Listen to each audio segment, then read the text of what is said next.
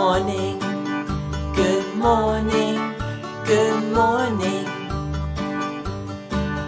Good morning, good morning, good morning.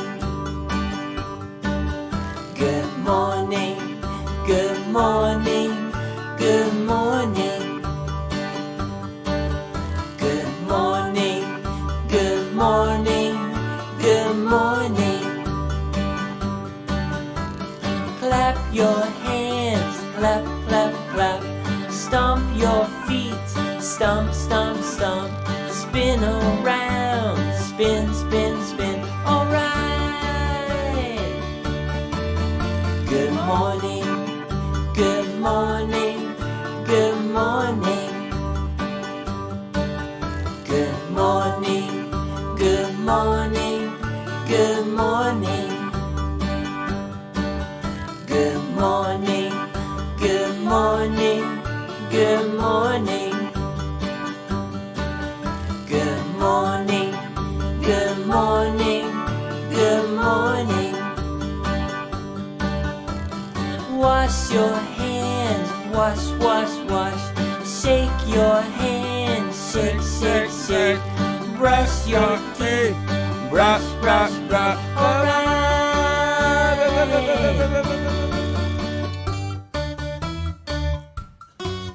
Good morning.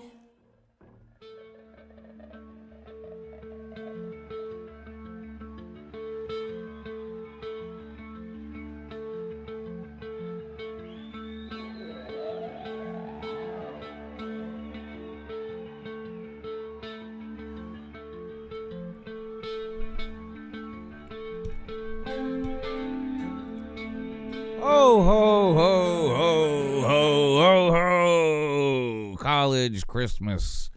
It used to be college Christmas, but today is National Signing Day, or as I affectionately refer to it now, Leftovers Day. Most of the good presents have already been opened. I like early signing day, I guess, but man, it sure does take a lot away from today, doesn't it? It's really hard to get excited about today if, most of the top classes have most of their classes filled in. But today is signing day, leftover day. Everybody will pick up a few extra pieces today. Some teams that drop the ball or aren't very good and can't recruit the good players that sign in December, maybe they'll get a bunch of players today. I don't know. But it's just not the same. Today's not the same as it was 3, 4, 5, 6, 10 years ago. Early signing day has really taken a lot away from today. I mean, there's just no way around it. You take Georgia, for example. Maybe maybe we get a surprise, a flip or something like the George Pickens deal from last year. But outside of that happening, there's not really any suspense or anything today for Georgia. We're getting Broderick Jones at 10 or 10:30. We're getting Van Pran at 10:30 or 11, and that 3-star white wide receiver that committed, we're getting him at like 1 o'clock this afternoon, and then we're getting that other running back at 2 or 3 this afternoon. So what's up, BBD? Oh, sorry, Uncle Lou. I was eating some corn on the cob there. I wasn't expecting you to say hello so quick. I'm doing good this morning. How are you, brother? Pulling our leg first thing in the morning, huh? Oh, yeah. Great for breakfast. I don't eat it like Bammers, though. For those that weren't tuned in last night, Alabama fans can eat corn on the cob, but they eat it long ways, like this, So that's a good visual there for people first thing in the morning. Yeah, King Keaton, thank you for the super chat, Mr. King Keaton. BBD, we got to do something for the super chat people. What can we do? I gave away a T-shirt last night at the end of the show to the person that gave the highest super chat. So we can't do the same thing again today. What about anybody that gives a $5 super chat or more? We'll randomly pick one of those people at the end of the show and give them something. You want to do that? That sounds great. All right. I'll take it out of your paycheck. That'll work. Take it out of next month, though. Gotcha. Yeah, any $5 super chat during the live stream today or more, we'll pick one of those people. So if you do it, if you do 10, then maybe we'll put your name in a hat twice. This is not a raffle though.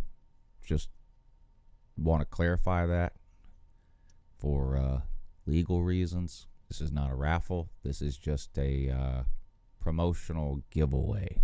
That's all. Yeah.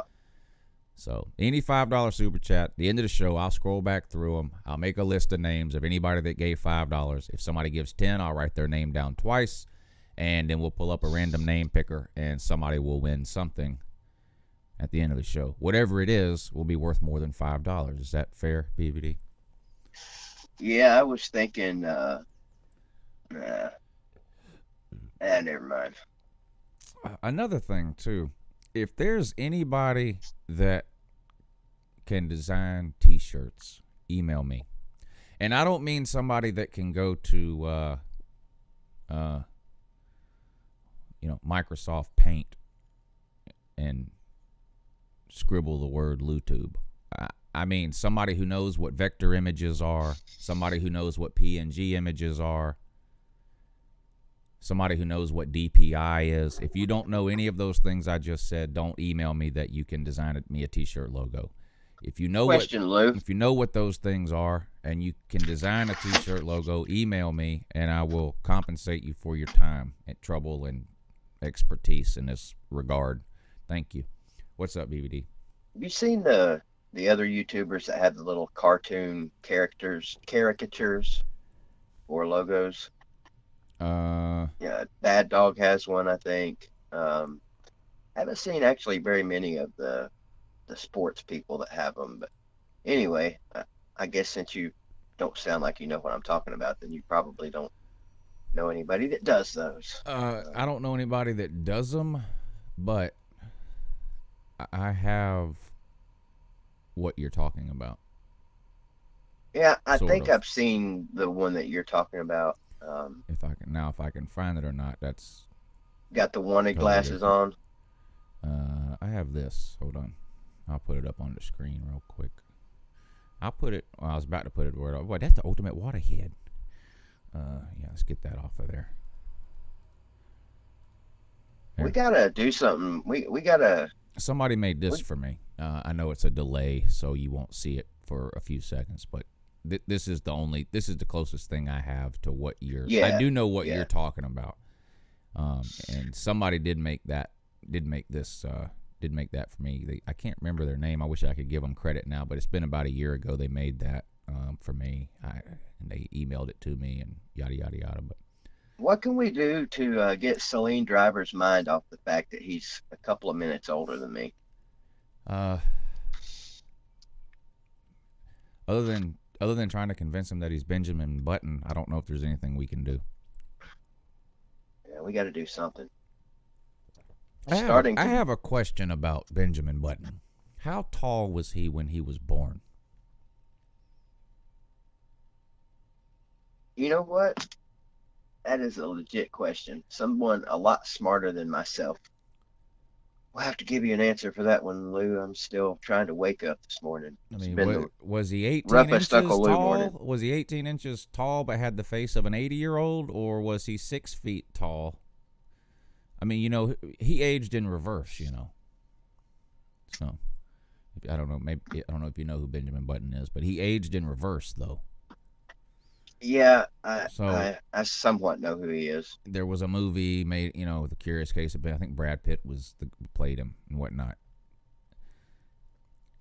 So, but it's an interesting idea, but I don't really remember the movie exactly, and I don't know if they addressed how he was born. But like, was he 6 foot tall and 80 when he was born? Or Was that The Curious Case of Benjamin Button? yes. Okay. Yeah. All right. I don't know. Haven't seen it. That's going to drive me crazy now. Anyway, super chats are rolling in. It's amazing. Yeah, you stole my idea, Lou.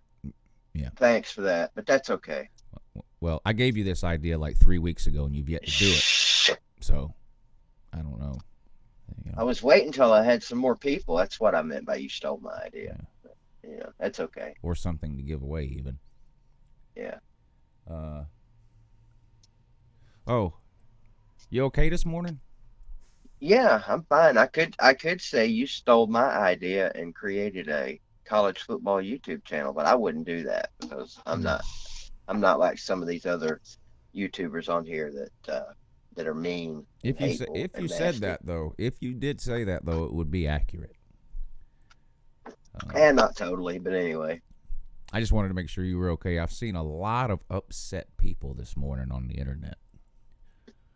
Yeah, I don't really understand that. I don't know. I worked last night. I had a live show last night, so I'm not sure what I might have missed or not missed or seen or didn't seen or what. But there is a lot of people who are extremely upset this morning. I mean, emotionally distraught, beside themselves, like straight jacket and rubber room crying into a pillow type, just irate.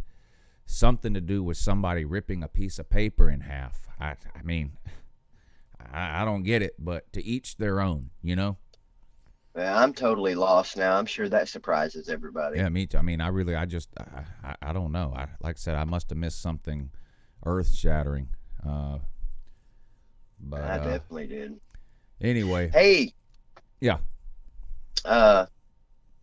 On the bright side of things this morning, Mr. Lou, sir, Tennessee won a basketball game last night, and I know you, for one, are thoroughly thrilled about that. Yeah, they beat the Bammers, didn't they? Mm-hmm. Yeah. Georgia won their second SEC game a couple of days ago. I was pretty excited about it. Who'd they beat? Why you asking me dumb questions? I know that was a tough question. My bad. I think it was one of the Mississippi teams, maybe. I could be wrong. Was it the one coached by what's his face? Yes.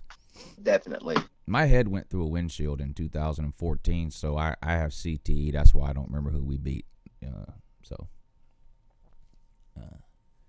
I do have CTE. I tried to sue the NFL, but they said you can only sue the NFL for CTE if you actually played in the NFL, and I, of course, did not. So I don't know what I'm gonna do. Oh, I'm going to put you on hold, Lou. I'm having some problems right now. Uh-oh. All right. Hope everything comes out okay. We'll be here waiting on you. Who's going to sponsor the morning show? Y'all are killing me. Got somebody sponsoring of course, I got somebody to sponsor the night show, and then I forgot to put their information up on the screen last night. So this is a professional show, though. That wouldn't happen on the morning show. This is a professional show ran by two extremely professional individuals, so that just sort of is what it is. But if you do want to sponsor the show, though, email me. No, I take that back. Email BVD, louandbvd@gmail.com. BVD will get back to you in a timely manner. The definition of timely is subjective. Just keep that in mind. And we're professionals, too. Keep that in mind, too. All right. I'm trying to figure out a way to waste more time, but I can't. Oh, yeah, I can. Well, this is the morning show with Uncle Lou and BVD. We do this show every Monday, Wednesday, and Friday at 8 a.m., and we have a great time. Me and BVD, of course, are huge sports fans and college football fans, and we do talk sports and college football on this morning show, but we talk about a whole lot of other stuff, too. Now, it just so happens today's National Signing Day, and so that's likely to be what we spend a lot of time talking about this morning. But you guys who have been here know the deal, know the routine with these morning shows. So we'll see what we can get into today. And then, of course, don't forget my call-in show, Uncle Lou After Dark, every Tuesday and Thursday night at 10 p.m. Eastern. And that show is college football, 100% college football all the time. So if that's more your thing, make sure you check that out. We have a good time over on that show. I've been doing that show for a long, long time. The comments section is unbelievable on that show. So make sure you check that out if you haven't already. All right, National Signing Day. I teased about it in the beginning. It is hard. It's not the same. It's just not. People always compare National Signing Day to like the Christmas of college football. And while I still think that's true, especially if you combine the two signing days, now it's sort of like Christmas except you opened almost all your presents on Thanksgiving. So yeah, it's Christmas, so you get excited, you get up early, you do all the things you've been doing for year after year after year after year after year on Christmas, but it's just not the same because you opened up almost all your gifts a month ago. And that's sort of what this signing day has become to me with early signing day in December. You always get a few surprises. There's always a few stragglers that don't sign in the early signing day, although that number is getting to be less and less every year. Something like 85 or 90% of the ESPN top 300 recruits all signed during the December signing period. Of the remaining 5 or 10%, most are firmly committed to a school. So there's just not a lot of surprises on the February National Signing Day. You don't really get, it used to be all day long on ESPN. You'd have the commitment ceremonies with the hats and the this and the that. And you don't have a whole lot of that anymore. As far as Georgia goes, I don't expect very many big surprises today. I think if Georgia has any surprises today, they'll be negative surprises. Honestly, I do still think we hold on to Broderick Jones and Van Pran. We'll find that out between 10 and 11 o'clock. I think it's Broderick Jones is signing at 10 or 10:30, and Van Pran is signing at 10:30 or 11. Those are the two big name commits. I mean, they've committed to Georgia and have been committed to Georgia forever, but I've seen enough national signing days to know that anything can happen until they sign that letter of intent. And if your name is Zach Evans, anything can happen even after you sign your letter of intent. For anybody that's sitting around waiting on Zach Evans to sign a letter of intent today, it's not happening. He can't sign he can't sign a letter of intent anywhere. So even if he comes out today and commits to a school, it's meaningless. It means nothing. And if you've been following Zach Evans' recruitment and you think him committing to a school today means anything, then you're mentally retarded. This kid can't make up his mind. He's got a whole host of issues, but he is supremely talented. So he will land somewhere. I won't be surprised at all if he has a great college career, if he can stay enrolled. I hope wherever he goes, he can get himself straightened out. I mean, these kids with, I hope nothing but the best for all of them. Not the fact that he's not going to Georgia doesn't mean I hope he falls on his face. I hope he has a successful career, but he's got some issues he's going to have to get worked out. I hope he lands in a place that allows him to do that. I really do, because he is supremely, supremely talented. Lou, he's going to end up at Tennessee since he's a problem child. Well, especially if somebody called in the show last night with the wildest rumor I've heard yet. I don't even really want to repeat it here, because in this day and time, that's like a scarlet letter. You label somebody like that, so I'm not even going to repeat what he said. If some of you were on the show last night, you heard, but someone called up with another Zach Evans rumor about why nobody wants him, and I said, well, if that's the case, he'll definitely end up at Tennessee. Pruitt will take those kids. And I was half joking, not about Pruitt taking him, but about Pruitt being the only one. There's plenty of schools that would still take him, but Pruitt does have a couple of kids on his roster who had the same issues in high school that the caller last night inferred that Zach Evans has, and Pruitt took him. So what's his name? Is it Bryce Thompson? Yeah, I knew that was the one you were talking about. The serial, restraining orders, bad U-turn taker. Yeah. So, and we'll see. Everybody deserves a second chance in life, and some people deserve third and fourth chances. So I'm not knocking Zach Evans, but I mean, if anybody that's followed his recruitment, Tennessee fans included, and he may end up at Tennessee, it's a pretty good chance. Every player you take is a risk anyway. You don't know what these kids are going to do, but but there is a risk with Zach Evans. I mean, he's clearly got some discipline issues with the getting kicked off his high school team multiple times and whatever else has gone on. But somebody asked in the comments, why can't he sign today? You're only allowed to sign one letter of intent. That's it. You can't sign two. You can't sign another one. So he can't enroll, right? And this brings up another issue. He was going to be an early enrollee. He graduated in December. But because he signed his letter of intent with Georgia and then all that happened, and he couldn't enroll at Georgia, he's not in school right now. So he's running the roads from now till June when he enrolls at a school. But anyway, you're only allowed to sign and send in one letter of intent. The fact that you back out of it or whatever happened, that doesn't mean you're then able to sign another letter of intent somewhere else. So this doesn't even consider him as a transfer. No, he's not a transfer or anything, but he can't. He can come out today and say, I commit to Tennessee, or I commit to Texas A&M, or I commit to Arkansas or Ole Miss, whatever he wants to say, Oklahoma. But he can't send in a letter of intent, and he can't enroll because classes started a month ago. So he won't officially be a part of any team until he enrolls in classes in May or June, whenever the summer semester starts. So even if he comes out today and says, I commit to Texas A&M, he could change his mind tomorrow, next week, a month from now, the middle of April. It'll be meaningless.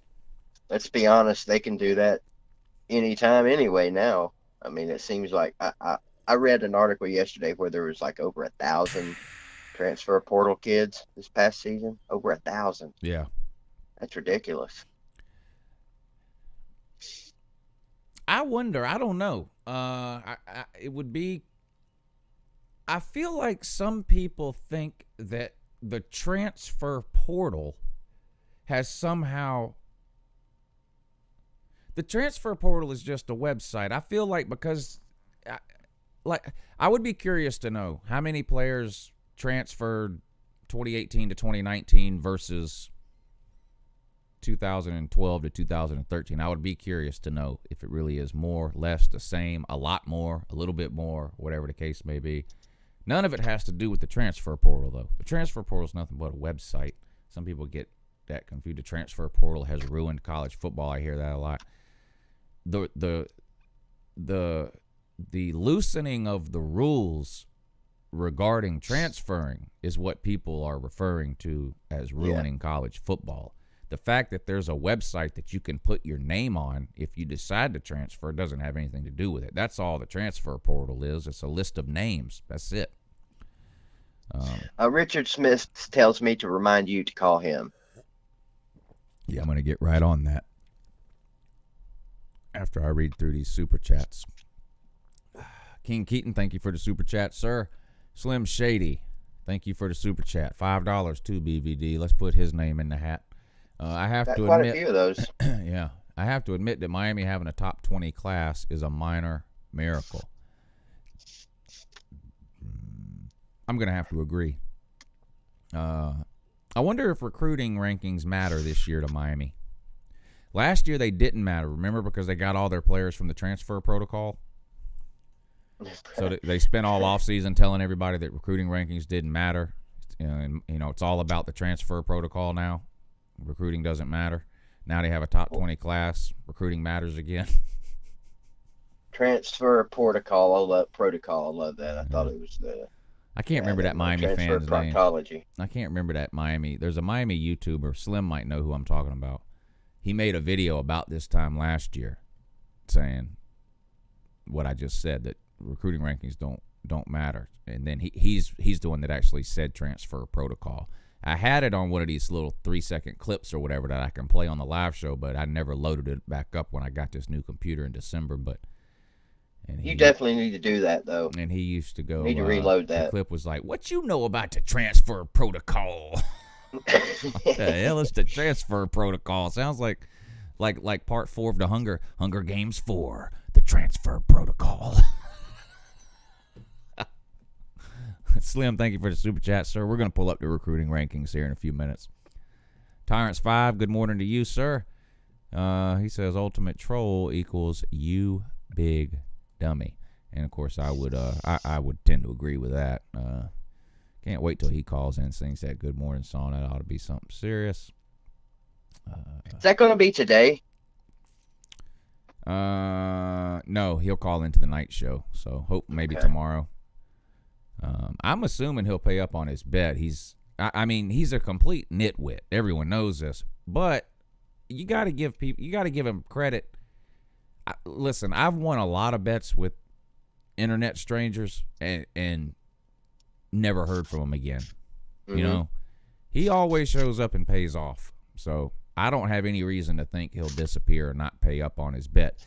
But it's still going to be hilarious. But I just feel like he deserves some credit for at least showing up. And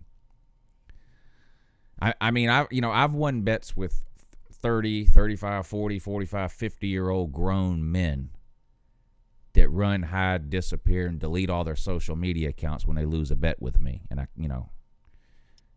Ultimate Troll's 11 years old and has enough nuts to pay off his bets. So he deserves some credit. 11 years old. Yeah, whatever he is, 12, I don't know. Gotcha. I've never seen his birth certificate. Probably not a bad idea this day and age. Celine Driver really wants something for free. Thank you for that super chat, sir. He says, good morning, Annette. Woke up with another headache, but I'm here like I'm supposed to be, and I'm still older than BVD. I'm depressed. At this point, Celine Driver, if you win, it's no longer free. He says he's depressed because of what? Oh, because he's older than BVD. Tennessee has never had a head coach that has gone 10 years without winning a division. Wow. Florida currently has that problem, don't they? Yeah, what's his name? Seems like that would be more of a reason to be depressed. Sorry, I was outstanding. I'm the best mom ever. Yep. Thank you for the super chat, Celine Driver. CFM3 gets his name entered in the giveaway with a super chat this morning. Thank you, sir. He says, good morning, Uncle Lou and BVD. Good morning to you, sir. Appreciate you tuning in. Just in case you were wondering, Uncle Lou, I do actually have all of these people's names written down, so I am somewhat paying attention this morning. Are you doing that, really? Oh, that's amazing. Well, let's recap it real quick. But you should have Slim in there once. You should have Celine Driver in there 3 times, just so you know. CFM3 once, and now we're on to Fromm's Middle Finger. Good morning, Fromm's Middle Finger. Let me give you one of these. Good morning, Annette. He says, how about watercolors, Lou? When you say water, you talking about for... Is he talking about the T-shirt design, you think, BVD? I think I would imagine. Yeah, I would imagine so.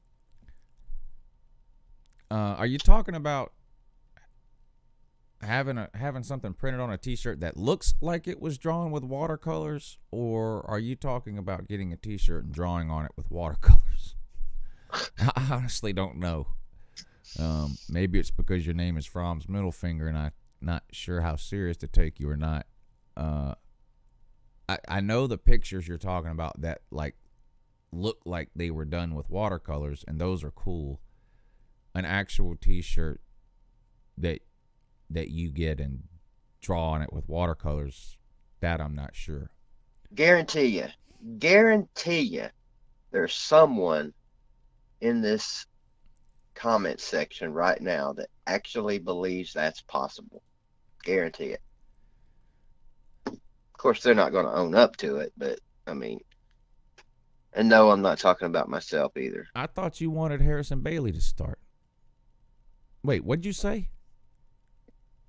I said Jarrett Garantano for Heisman 2020. Yeah. Listen up, Lou. She said that's outstanding.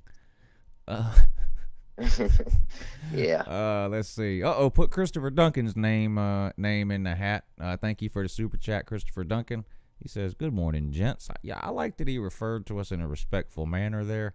Of course, we are gentlemen and scholars, too. We pay our taxes, and one of us votes Republican.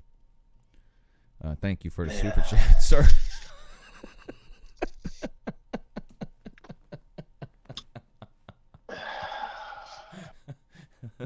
Let them guess which one it is. half the chat just unsubscribed. Only one of them votes Republican?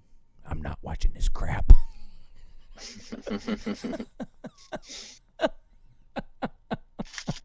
Well, if it makes them feel any better, only one of them votes, period. Well, in that case, I retract my previous statement. Oh, my God. Well, we better move right along here. Richard, give me a few more minutes. We're going to get you patched in, buddy. Just please get him in here quick. This show is stream of consciousness. You have to understand. He emailed me, or maybe it was a super chat or a message, or I forget, yesterday, and said, hey, just wanting to know what we were going to talk about tomorrow, so I have a heads up. I was like, have you ever watched this show? We don't have any idea what we're going to talk about. I actually saw that. I was like, good luck is all I know to tell you. I have no idea. Yeah, I'm supposedly one of the co-hosts on this show, and I never know what we're going to talk about, but I kind of like it that way. This show is like a fortune cookie. Mm. They're good, you just don't know what's in it until you click on it. We did the Christmas vacation Christmas this year at the Chinese buffet place, and my daughter, I can't remember what it was, but she got a great fortune in hers. My roommate, can't remember what it was. He got a great fortune in his. I opened mine, nothing. Not even a piece of paper, not even a blank piece of paper, just straight up nothing. So you didn't even get a disappointing fortune. You got no fortune at all. No fortune whatsoever. That's some, I don't know, that's some horse shit. That's like buying a lottery ticket and you don't even lose. It just, it there's won't nothing even to scratch off. Or, yeah. like a trick, like the birthday candles that won't blow out. That's it. Just all of those combined. This rubber nose guy. I've been bamboozled. I've been hoodwinked. Dago says that's a sign, BBD. Actually, Dago, it wasn't a sign. It was a confirmation. Big difference. Big difference. But the food was good. No corn on the cob, though. Yeah. Well, corn on the cob, side note, corn on the cob is the only vegetable that my daughter will eat. Like, she won't eat green beans. She won't eat butter beans. She won't eat peas and carrots. She won't eat black-eyed peas. And obviously she won't eat, broccoli, spinach, collard greens, anything like that. But she would eat corn on the cob every single day if we made it. So that must mean that Lou Jr. is a vegetable destroying machine. It's the weirdest thing. He's been eating salad since he was like 3 years old, and he thinks it's the greatest. His favorite restaurant in town, and I hate this place, but his favorite place to go in town to eat is Ruby Tuesdays because they have a salad bar. You just hate Ruby Tuesdays because it started in Knoxville. Admit it. Oh, I didn't even know that. Yeah. I actually don't. The some of the food at Ruby Tuesdays is okay. I was sort of referring to the salad bar. I'm not a fan of buffet style eating. I'm just I don't know. Kind of you very rarely get your money's worth. Yeah. And people breathe on it and sneeze on it. And, yep. Got their nasty hands, been nowhere telling. Just bad altogether. I mean, it's a license to print money, though. I mean, I don't know. I ride by Golden Corral, and it's like they're giving away $100 bills in there or something. Now, when you say you ride by Golden Corral, are you talking about on your moped or on your bicycle? Depends on the weather, but Yeah. Let's move right along here, if we can. Where were we at? Did you get Christopher Duncan's name down? He called us gentlemen. I did. Let me tell you who I've got. Logan Jackson, Bears, Cubs, Canes. Ruben Terry, Christopher Duncan, Brahms Middle Finger. CFM, Tyrants, Rob, Slim Shady, and Celine Driver times 3. Yeah, might have to add to that. Ruben Terry should be down for one. He says, "What time did you get up this morning, Lou and BVD?" I got up about 6. I get up about 6. I thought I mentioned Ruben Terry.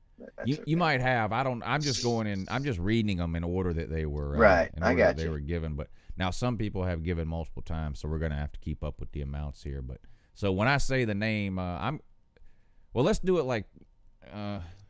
Is it an entry per $5? Yes.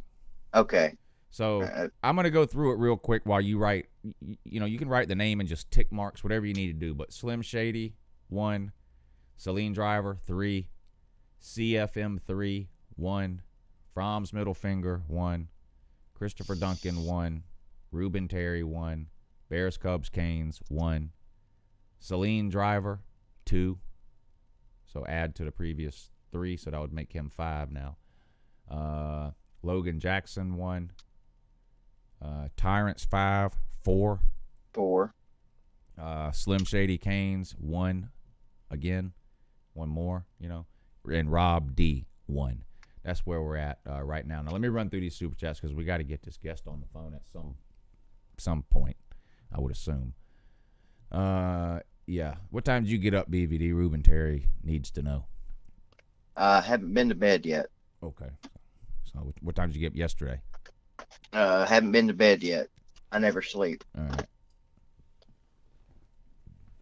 That's a lot. Normally, I get up, Monday, Wednesdays, and Fridays, I get up at 8 o'clock. The rest of the days, I don't sleep. I get up at about 6 o'clock in the morning, except on Wednesdays and Fridays, because I have the night show the night before, so I'm up late.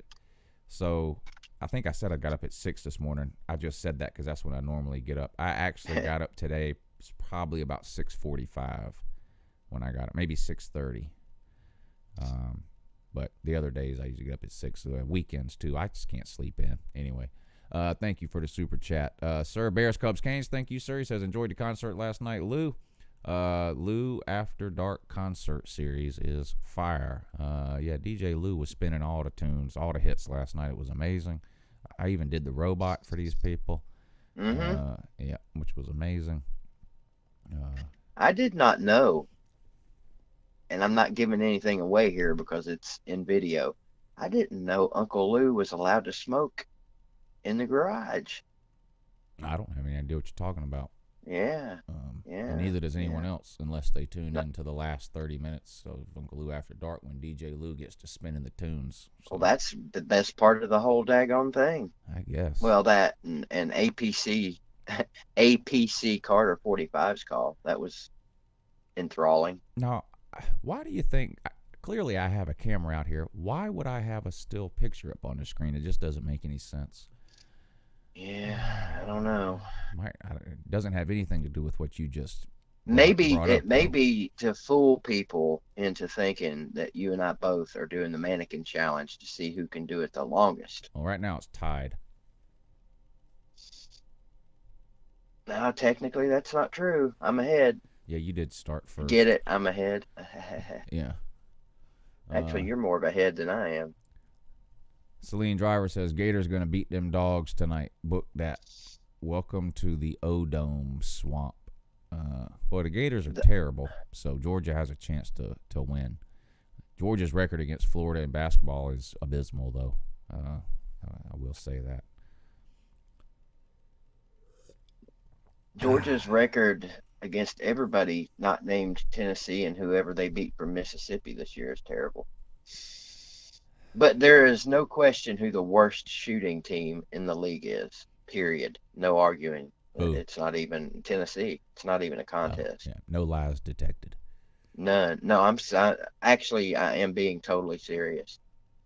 I mean, I know you're not a big basketball fan. I get it. A lot of football fans aren't, but this is literally the worst shooting, not just Tennessee basketball team, maybe one of the worst shooting teams in the SEC this year and beyond. They're terrible. I just don't get it. I wish I didn't like basketball at this point. I mean, they can't even make layups. Lou, what's wrong with that?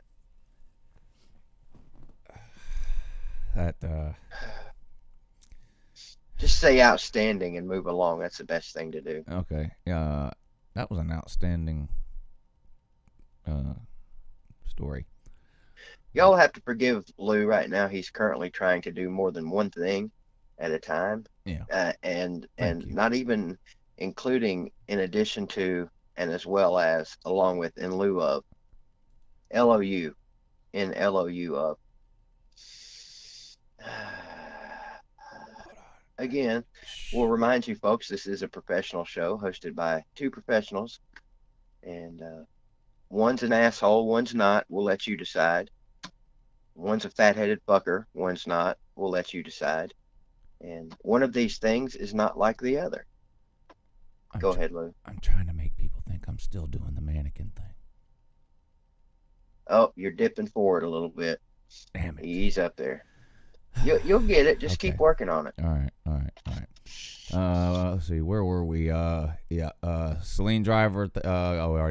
Waikiki. Good morning in that. He says, "What's up, Lou and BVD?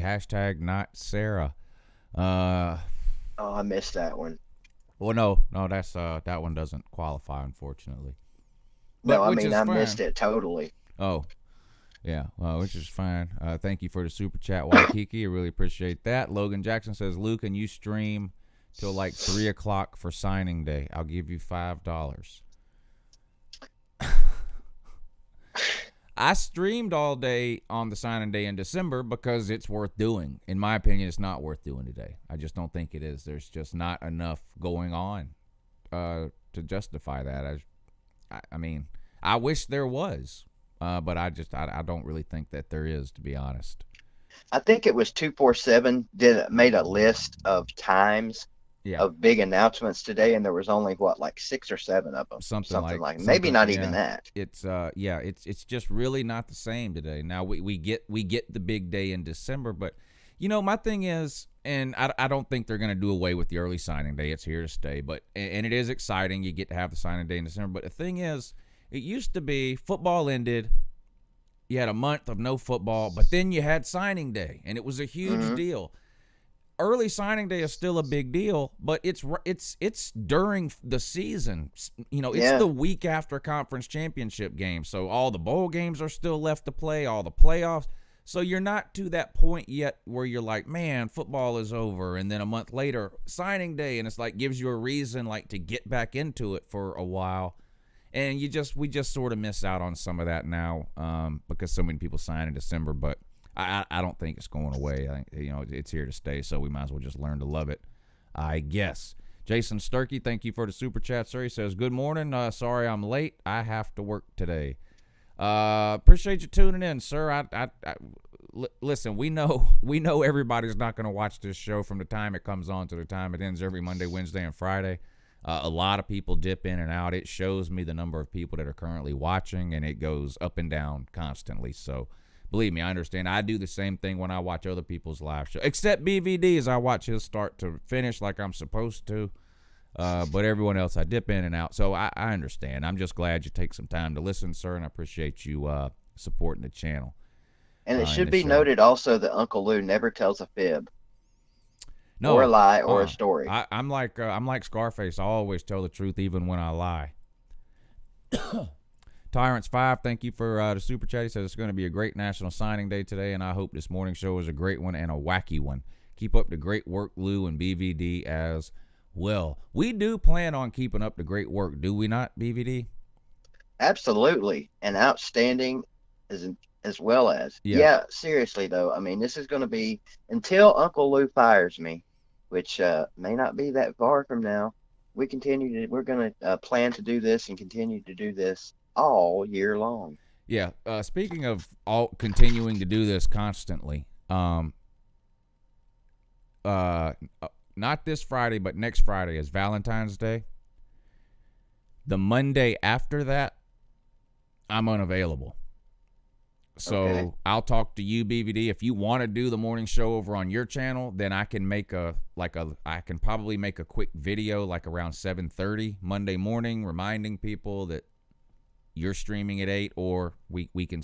It's completely up to you, and you don't even have to decide now. We'll talk about that off the air. But main thing is there will be no morning show for sure on this channel the Monday after Valentine's Day, and again, BVD, me and you can talk about what you want to, if you want to do, and what I can try to do to help to get people over there, or whatever we need to do. We'll figure that out. We got a week or so to figure that out. Yeah. Slim Shady, thank you for the super chat. He says, and as a friendly reminder to my friend Gator Hater, # get a real engine. Yes, please. Florida State needs a real Indian on that horse. I'm probably going to make that my mission in life to get that done. It's absolutely ridiculous. Rob D, thank you, sir. He says, Lou, we got Kenny, the defensive tackle center, didn't know if you saw it. I knew it was a possibility. And, you know, when I first read about him, I thought he was purely a defensive tackle, and I was excited because he's one of those big old boys that you can put at nose tackle. I mean, he's 305 pounds. And then I saw he played center, too, and I was like, God, that is big for a center. And we've got Trey Hill, who's, a junior, and then we've got the guy, what's his name? He was the number one center in America that we got in last year's class. He was from the state of Alabama, and I can't remember his name now. I'm drawing a blank on it, but Rob D, you'll know who I'm talking about. So I don't know, but I don't know what we're going to do with him. We'll see if we put him on defense or offense.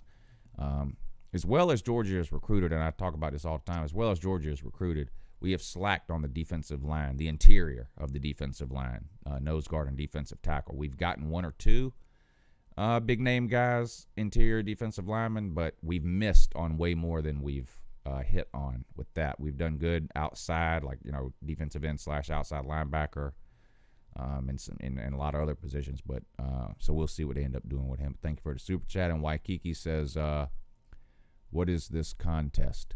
Every $5 super chat gets somebody's going to win something at the end of the show, a shirt, a hat, something. We'll figure it out.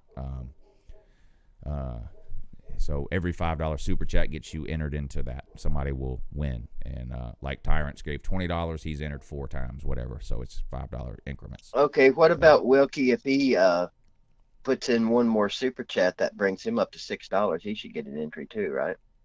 Let's just put him in once now, because he's a good friend of the show. He is.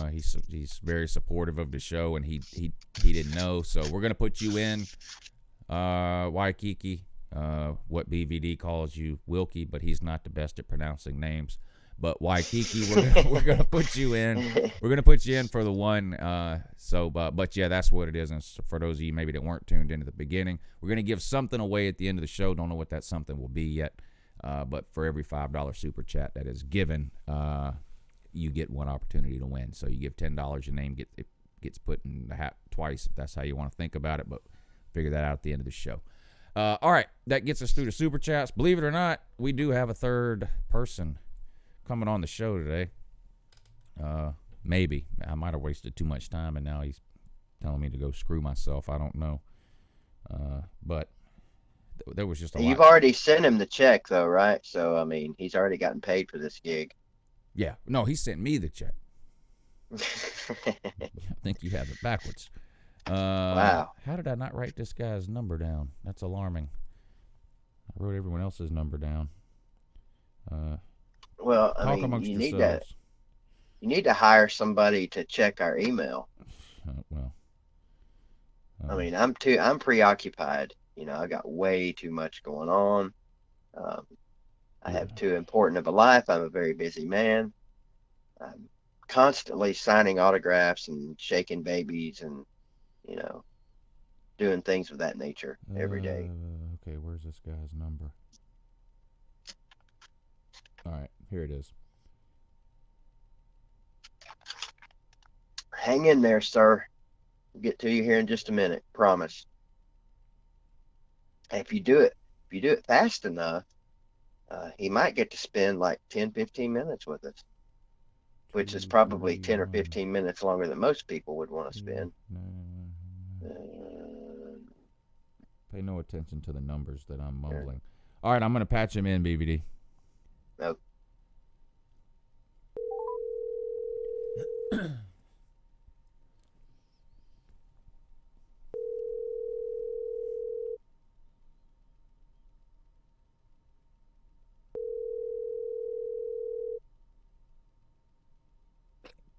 Good morning, that. Helps pass yeah, the good time. morning in that, too, and also. No way to interrupt me, and thank you for. What? Yeah, that's outstanding, BVD. But we have a special guest on the line. Good morning, sir. Good morning. Did you want to introduce yourself? Hi, my name is Richard Smith. Good morning. Yeah, good morning in that, Richard. And what team are you claiming today? I've got to claim Georgia, even though I'm out in Texas. Yeah, you seem like a smart individual. He said he was out in Texas, right? Yes. Yeah, he has horns, though. He might actually be able to answer the question if Texas is back or not. You know, I had heard that because I'm really surrounded by a lot of Aggies, but I had heard that, and then after they beat Georgia in their little bowl game a little while back, they really, really stepped out there and got really freaking annoying, and that's when I knew they were not back. No. Texas fans annoying? Well. Oh, my God. Surely not. You know, when we played Oklahoma in 2017, and I went back and forth with Oklahoma fans, which was fun. After it was over, a lot of them stuck around the channel, which was great. And they all told me the same thing.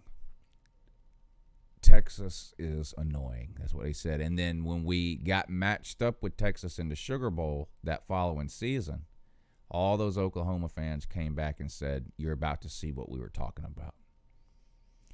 And they were right. Yes, they were. It's very true. And I didn't really have an idea. And I've lived in Texas for about 12 years now, and I thought Aggie fans were annoying. Now, they are annoying. They are kind of like Dallas, if you're into the pros at all, fans. But Texas fans take the freaking cake. Yeah. Now, you're a Georgia fan, so are you from Georgia? Yes, originally from Okay.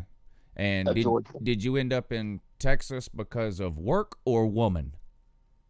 Well, actually, because of cancer.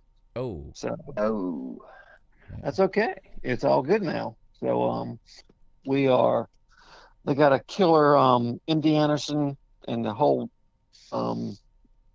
hospital like plaza here, like World Plaza, and they cured me. So yeah, it's all good. Well, that's great Hey, news. Yeah. let me say something that's actually worth and worthy. That, sir, my friend, is definitely outstanding. And I'm not being a smartass. I'm very happy to hear that for you. Yeah, that's great. What part? You don't have to say the city if you don't want, but you know, what do you? Whereabouts in Texas? Pretty much North Houston. Oh, okay. So you're in a big metropolitan area. Yes. Yeah. Yes. It makes sense, I guess, considering the reason you went out there. I would assume that's where a big medical clinic would be. So, yeah, well, that's great. I've never been to Texas. Mrs. Lou has been a couple of times for work for some seminars and some different things like that. But it's usually the San Antonio area that she goes to. I've never actually been out there myself. I would like to go though. How do you like it out there? I would suggest, it's good. Now, you know how it gets hot in Georgia, like, let's say about May, June, July. Well, it's hot here from like April through October, November. Same type of heat. Yeah. It's killer. Real humid out there too, huh? Like just yes, like here. Yeah. Horribly so. But I will say that if I were to visit Texas, the first place I would go would be Austin. Even though Texas fans are everywhere, it's just got a lot of unique like parks, and I don't know. It's a very unique place inside the giant state of Texas. Yeah. The music and the like the nightlife scene in Austin is like world famous too. Yes. They don't listen to any country music around there, do they? It's all hip hop and rock and roll. Yeah. One time I saw this, no lie. I took my daughter to Austin. She was about 5 years old. I saw this legless street performer playing a country rap song, and he was like hitting the left hand on the guitar so like hard that it sounded like a bass drum, and he was good. I just could not believe it. We had to give him some money. We just couldn't believe it, man. I just couldn't believe it. But yeah, the musicianships there is probably as good or almost as good as those in Nashville. Yeah. They have a big is that where South by Southwest is every year? Yes. Yeah, that's a big like music and movie festival for those of you that don't like an independent movie festival and a big music festival they have every year, South by Southwest. If you've ever heard of that, that's in Austin every year. Well, that's cool. Texas, yeah, I've never been out there. I'd like to go though. But so, do you ever get back to? I mean, I'm assuming you still have a lot of family here and things like. You ever get back to Georgia? Do you ever get a chance to go to any Georgia games anymore? I haven't been to a Georgia game in a long time. The last time I really went to Georgia was right around 2000. I just kind of, got busy with whatever. Right. Although I did originally when I was a kid, I saw Herschel Walker play. Oh, wow, that's cool. Nice. Yeah. I kind of remember. All I remember was a big guy on the field with boys. That's all I really remember. Yeah. Do you go to any other games over there? Not pro. I mean, like when I lived in North Carolina, every now and then, if I just had a real hankering to go watch some college football, I would go to an NC State game. Is there a school over there you've gone to see a game or? Yeah, I've seen the Aggies at College Station, and that's a unique experience. I will say it's very, they have their yellers, Oh yeah. And oh my God, it's weird, man. It's just weird, They love it. I got a lot of friends who went to A&M and they freaking love it, but I'm just like, this is freaking weird, man. That's the best I can say about it. Yeah, and of course at Texas A&M games, every time they score, you're allowed to sexually assault whatever female is closest to you. Did you take advantage of that at all? No, it's weird, man. It's weird. Now, I did see a bowl game, the Texas Bowl, I think it was a few years ago, Navy against Missouri. And I'll be honest with you, man, I was kind of mesmerized by the triple option. I mean, it just kind of blew me away. It was and of course, Navy did beat Missouri. Both of my sisters went to the Naval Academy, so I have a little skin in the game. And I was just like, that triple option they couldn't handle it, man. Missouri couldn't handle it. Yeah. Of course, we all know what Georgia Tech did with it, So, yeah. Well, there's a lot of teams that struggle with the triple option, especially teams that don't play. Georgia got good at defending the triple option because we played it every single year. So the coaches learned how to prepare for it and that kind of thing. But you see some good teams and even some good teams with good defenses struggle against the triple option from time to time. I mean, Oklahoma struggled with Army. Michigan, was it Michigan? I think it was Michigan this year struggled with Army.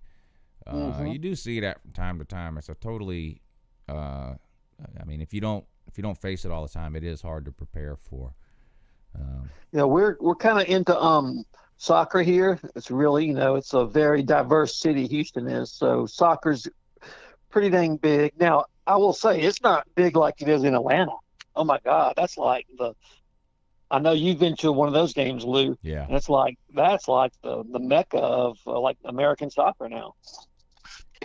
Yeah, for those who haven't heard me tell the story, college football, most of you I'm sure have been to a college football game at some point in your life, and so you know how crazy it is with the tailgating and the singing the fight songs and I've been to NFL games, I've been to college games, I've been to Major League Baseball games, I've been to NHL games. Nothing compares to the atmosphere of college football. Nothing, except a soccer game. Those soccer people are insane.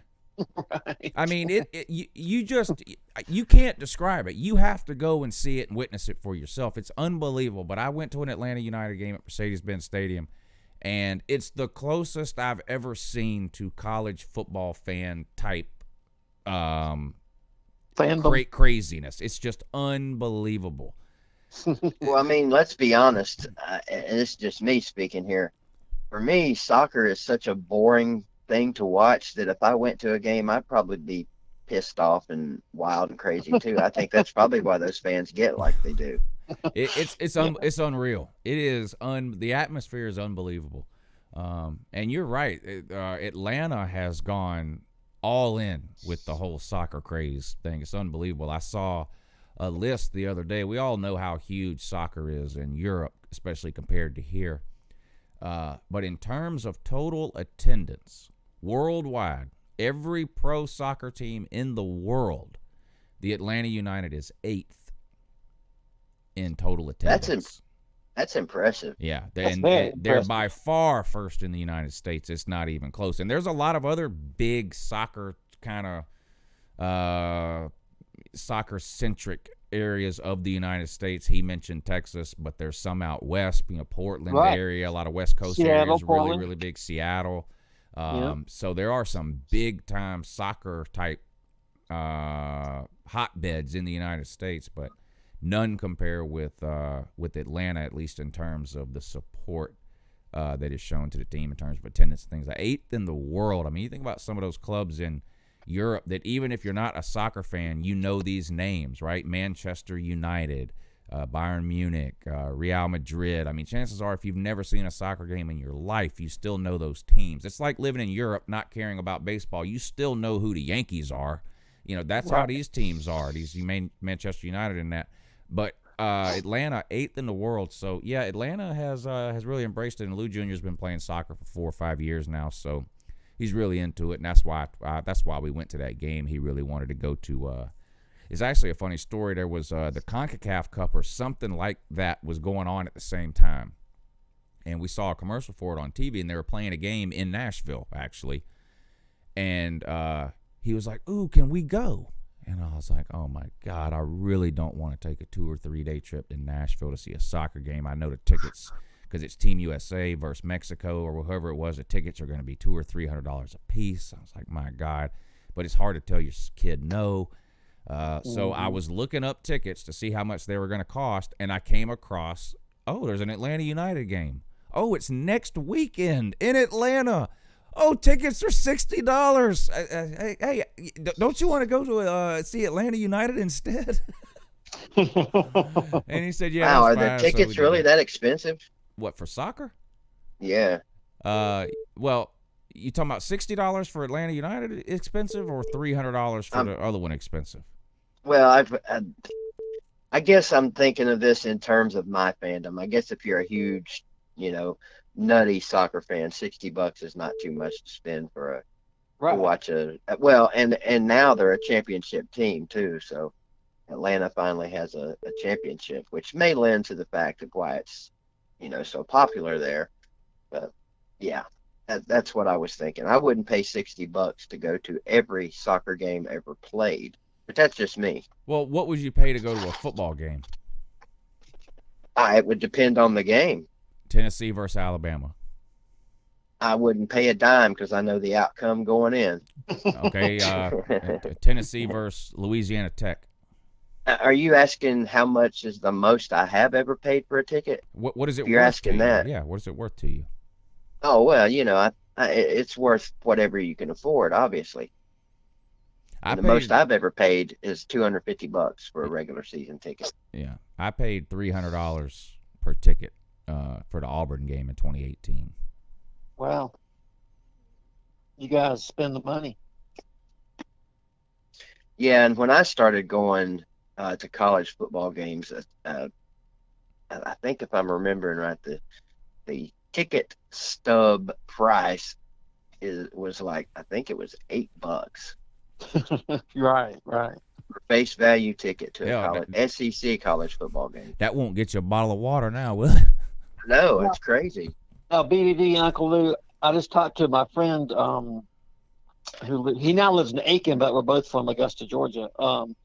He's going to take his daughter to see Tennessee in Athens this year. I think it's November 14th. Yeah. And I thought, you know what?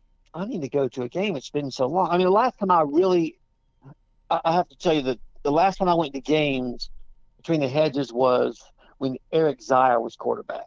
And I got to tell you, that was really good memories. Yeah. Exciting, The Braves were doing their thing then, too. It was just really exciting. So that was the last good feelings that I had, even though, Georgia really wasn't in the running for things back then. I mean, Tennessee was about to take over and whatever. And then I just kind of got busy with life, had a kid, this and that was going on. So I haven't been. So I don't know, what do you think it'll cost me to go to like Tennessee, Georgia this year? Depends where you want to sit. $100. But that's cool. If you want to sit on a lower level, I don't it costs you a know. little more. That late in the year, of course, Tennessee's going to be undefeated at that time. It might be a little more expensive. It was the regular Georgia-Tennessee game, third, fourth game of the year. Yeah. You could probably get out of there pretty cheap because, up until 2020, that game Tennessee is is played. always like That game this year is played the weekend we used to play Auburn. So when I went to that Auburn game, that's the weekend that the Tennessee game is. We had 1 loss. Auburn had 2 losses. And I paid $300 to sit in the lower level end zone. Wow. Well. But now I needed 5 tickets in a row, and that's hard. That's sometimes, if you've ever bought tickets off the secondhand market, two seats together is usually the cheapest way to buy tickets. If you want 1 ticket, that's usually a little bit more expensive, and then if you want an odd number like 5 or something, that's a little more expensive. But I mean, they had seats in the 600 level for I think $125 or something like that. So it just depends. And of course, you could always go. Now, this is I would never do this. I won't do this from Augusta, and that's an hour and a half away. I would never do it from Texas. But you can always go to Athens with no tickets and buy one off the street. But that's a risk nowadays because of counterfeiting and things like that. I don't know. And I just like to have my tickets in hand before I get there. But I have bought tickets off the street in the past, but that's dangerous now because you get up there, they scan your ticket and tell you it's not real. Good luck tracking the guy down you bought it from. I had my friend of mine going to Ozfest once. It's like not fun. I was going to say the one Georgia game I went to in Athens that happened. Do you remember Cal, Lou? Yeah. Cal 09? Yeah. Uh-huh. Happened to him. He had to buy 2 tickets because the first one he bought was bogus. I would never buy, some people I buy tickets that were printed off at people's homes. There's no way I would do that. Yeah. I mean, you're already running a risk if you buy a ticket that looks like it was, actually printed at the ticket printing place. Right. But to buy, something somebody printed off a printer in their home is just downright, you're Russian roulette with college football tickets. I gotta give it to y'all. I thought I would be able to pay attention to like the chat feed, but if you're not used to this, it's really kind of hard to do so. So you guys really got it together. Well, we have an advantage when What there's chat 2 people. feed? There's a chat feed? Yeah, somewhere. Oh. Anyway. Lou just we do have pretends. speaking of chat feed, we have a special guest in the comments section. Y'all notice that? I did. Does he have an exceptionally large head? Good morning, good morning, good morning, Silence. good morning, Hey, good I morning, think we must have passed good out morning, there. So, this is your opportunity now good to morning, tell everybody a good little bit morning, about yourself. And good morning, find you anywhere on social media that you might be willing to give out. You make YouTube good videos. morning, You're like good morning.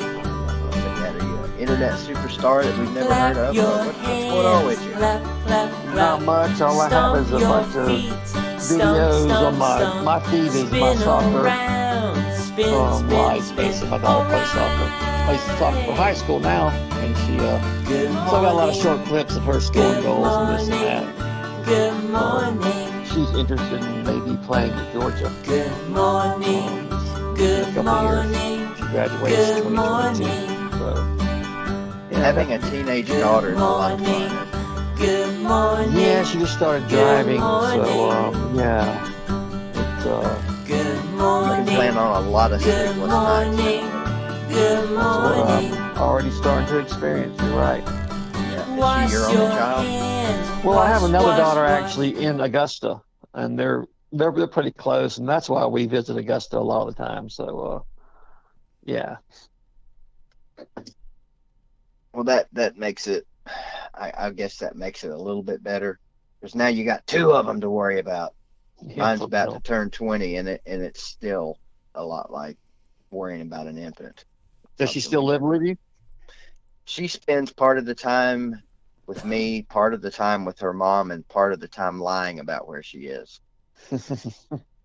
But that's usually only when she's supposed to be staying at her mom's house. She's pretty when she's don't have a set day anymore since she's working, and an adult and all that now. I just tell her, look, you come over here whenever you want. Gotcha. So, Yeah, the lies. I thought I was a good liar, and she thought she was a good liar too, but she doesn't know I was not the most civil kid. I was not the I was a little bit of trouble, but I kept it under the radar.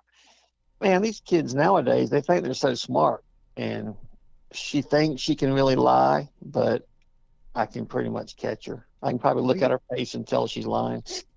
I don't think you said how old you are, but you sound like you're roughly, at least in the neighborhood of Lou's age. How old are you? I am 54. Oh, so you're more roughly Celine Driver's age. Yep, that's right. That's right. That'll make him happy, I'm sure. Yes. So you understand then what it's like to be, a middle-aged guy with a teenage daughter in today's society. Yes. Oh my God. Nothing. These kids today, they couldn't live 5 minutes like we did growing up, could they? No, I mean they have no idea. I mean, and we always say that. You always hear about the next generation saying how y'all just don't know how it was, but it's really true because of the internet age, and the cell phone age. It really is a big freaking difference. Well, my biggest fear for my daughter, was always the whole pregnancy thing. But now, to be honest, I worry more about her texting and driving than anything. Because, we got a lot of curvy roads here in East Tennessee. And, she, with the shift she works now, she's driving home late at night. And, of course, that's when your intoxicated drivers are going to be out there mostly. So I worry to death about her driving home. She works 45 minutes away from here. And, again, she's a teenage female driver. She's already got that going against her. Right. There's any number of things that keep us awake at night worrying about our daughters. So Lou's got that coming. Yep. Mine's 12. Mine's 12, and she's already, like, when we're in the car or something, and she sees, like, right now, she's into Jeeps. So anytime we see a Jeep, ooh, Dad, that's what I want. When I'm 16, I'm like, you're 12. Daughter. Stop it. Next week you'll talking about what you want when you're 16. You don't even know what you're gonna want tomorrow. I want a Jeep. I want a purple Jeep. Oh my God. Okay. Yeah, my daughter wanted a Jeep too, but I'm not the type of guy that gets you everything you want. So she got a Rave. Oh, wait a minute. Speaking of daughters, shout out to Brian Wallace in the comments section, otherwise known as Jenny Haggerty. Good morning, Jenny. Way to go. Let me hear. You totally ruined my thought, Lou, but that's not hard to do with me. Well. And speaking of your earlier question, I do visit Georgia once or twice a year, and what I try to do is I ended up having we call it Clarks Hill Lake. They changed the name to Strom Thurman way back whenever, but still Clarks Hill Lake to me. And I had like a sort of like a lake family there, and after I was going through cancer and all this stuff, they had a big benefit for me back in Augusta and stuff. So it was all cool. It all went well. And so I didn't really get a chance to get out there and see my lake family. But the last couple of times I've been, it's been out there just playing a little bit of volleyball, going on a boat ride, or just hanging out with old friends at the lake. It's been really cool, man. Like, really cool. Good times. Oh, the Rave. You said your daughter had a Rave, I think. Yes. Or interested in a Rave. What is the Rave? It's Toyota. It's kind of like a smaller SUV, but it's still an SUV to where You know, it's okay. It's it's a lot cheaper than a Jeep, and it's safer. I think in Consumer Reports, I think it says it's safer than a Jeep. But Is it anything like the RAV4s? yeah, that's what I'm talking about. That's what I'm Oh, talking oh, okay. I thought they'd come out with some new vehicle called the Rave. about. My aunt had a RAV4 or Rave 4, whatever you call it, whatever they're called. It was a great little vehicle. Yeah, I thought so too. I mean, that's what she drives now, and she likes it. She's, you know, sort of pimped it out herself with whatever steering wheel cover, you know, bling. This and that. Celine Driver's busting my chops in the comments for the RAV4 thing. Hey, buddy, pay attention. I was the one that called it a RAV4. I'm going to have to take a drive to wherever Celine Driver is and line his old hind end up. He needs to respect what is it if you're younger than you need to respect your juniors a little bit more, Celine Driver. He's a Florida man, BVD. He's a Florida man. Oh well, that explains a He'd have lot. to I drive guarantee south. you, he's sitting at home in jorts right now, Yeah. watching the Uncle Lou show. Hey, he was Uncle in Lou Tennessee. DVD. He was in Tennessee not that long ago, though. Well, I ain't hard to find. East Tennessee, huh? Yeah.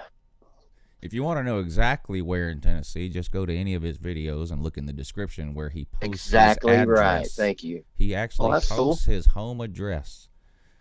Yep. So that's something serious. Well, East Ain't Tennessee scared. is beautiful. Yeah. Let's get caught up on some of these super chats in that. What is this? Waikiki with the $21, hoping for a long stream as always. Have you helps pass the time at the home away from home. Thank you, sir. He's big time in the contest now. He said he's in it to win it with a $21 super chat. So look at it. He made up the even though we told him he didn't have to. He made up the difference. Yeah. BVD. So he's in 5 deep now. Waikiki Yep, is. got him. Tyrant's 5 with another $5 super chat, so he's got another entry in for the giveaway this morning. He says, this is the best show performance I've ever seen in my life. I think he just wants the shirt. Or maybe he's a huge Richard Smith fan. I don't know, but thank you, Tyrant's 5. He says, thank the Lord for LouTube and BVD. And he meant to type in Richard Smith at the end, but he accidentally his finger slipped and he hit enter on just that. Thank you for the super chat and the kind words, Tyrants. Celine Driver back in 2 more times with a $9.99 super chat. He says, is the Shorthorn Network still a thing? And BVD, I told both of you guys I'd handle the email stuff. Nobody listens. The last part of that sentence is true. The first part of your sentence, I don't even remember what you said because I wasn't listening. You got to give him a shot at that, Lou. Yeah. Well. You know, I think it's not. You know, I had a friend here. This was right before. When did A&M go into the SEC West? 2011. Yeah, so like in about 2010 or 2009, I was talking about the Longhorn Network and this and that. And then my A&M friend, he's a reporter, a sports reporter out here. He's like Baseball Writers Association. He was so glad that they were not going to play Texas anymore because he just didn't think they were on the same level. He just hated playing them. He hated the rivalry. He thought that they were not worthy. And he made fun of the Longhorn Network. And I remember watching it like a couple of years ago, and I haven't seen it. I think it still exists, but when I watched it a couple of years ago, it was like repeated bull crap from the summer over and over and over. You know what I'm saying? Yeah, it was like watching late night TV back in the 80s and crap. The Longhorn Network is a disaster. No one watches it. The ratings are terrible. The cable companies won't even include it in the regular sports packages. I mean, like, I don't pay for any extra special added sports packages, right? And I get all the ESPNs. I get SEC Network. I get ACC Network. I get Big Ten Network. I get Pac-12 Network. I can't find Longhorn Network. Like, literally no one wants it. And what's funny is Texas won the national title in 2005. The Longhorn Network was started in like 2006, 2007, something like that, which y'all know who owns that, don't you? ESPN. ESPN, right. ESPN. ESPN starts the SEC network like 6 or 7 years later, right? And all we hear from everybody is, oh, the ESPN just loves the SEC because they have the SEC network and they have to prop it up because they have the SEC network. ESPN's biased towards the SEC. Meanwhile, the ESPN has owned the Longhorn Network since it started way before the SEC network. And what happened to Texas as soon as the Longhorn Network was formed? They went in the toilet, and they've yet to come out. So this whole idea that ESPN is biased towards the SEC and props them up just to help, just to get ratings for the SEC network is ridiculous, because they started the Longhorn Network, ESPN did, in 2006 or 2007, and Texas has been in the toilet ever since then. I don't see ESPN propping up. The only reason Texas goes 7-5 every year is because of ESPN. If it wasn't for ESPN, Texas would be 4-8. ESPN's just propping them up.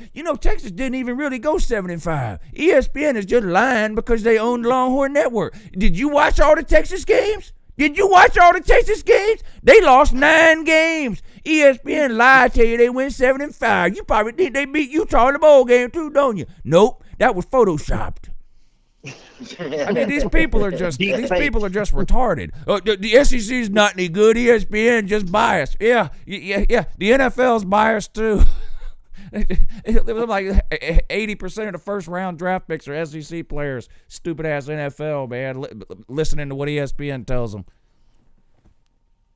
Yeah, don't forget it's rigged too. It is rigged. These knuckleheads. They won't tell you who it's rigged for until after the game, though. I like when the Patriots were winning every year. Oh, the NFL just wants the Patriots to win. Yeah, meanwhile they're fining them and all kinds of stuff because there's not enough air in the ball. And I mean, the Patriots literally get caught cheating like every other year. The NFL has crawled all up inside the Patriots' asshole and is just looking around with a telescope. But it's all rigged by the NFL for the Patriots to win, though. Yeah. Tell me more. Tell me more about that. Knuckleheads. College football is a hologram, Lou. Yeah, it's not real. Mm-hmm. Been wasting all this time, all our lives. My God. Tyrants 5 puts his name in the hat again. Every time Ultimate Troll talks, I lose even more brain cells by every word he types. That's kind of true. Yeah, the Ultimate Waterhead is way out on a thin limb. It's going to snap tomorrow night at 10:15 when he calls in, though. Christopher Duncan, thank you for the $5. He says, learn the lyrics and clean your room, boy. He better have that. I ought to be able to eat off the floor of his room, and I'm going to go in there and check on him after I get done with his show. Here, take the trash out, too. They come tomorrow. Dust. So, but for those of you that don't know, the Ultimate Troll is he's been calling into this show forever, the nighttime show forever, and he called in a couple of weeks ago and said that Georgia was not going to finish with a top 5 class recruiting. Now, at the time, Georgia had the 3rd-ranked class. Like, literally. I think he meant Georgia's not going to finish with the number 1 class. Oh, wait. Never mind. Yeah, he said top 5. We were 3 at the time. Like, literally, like 2 days after he called in, we moved up to number 2. And then, like 2 days after that, we moved up to number 1.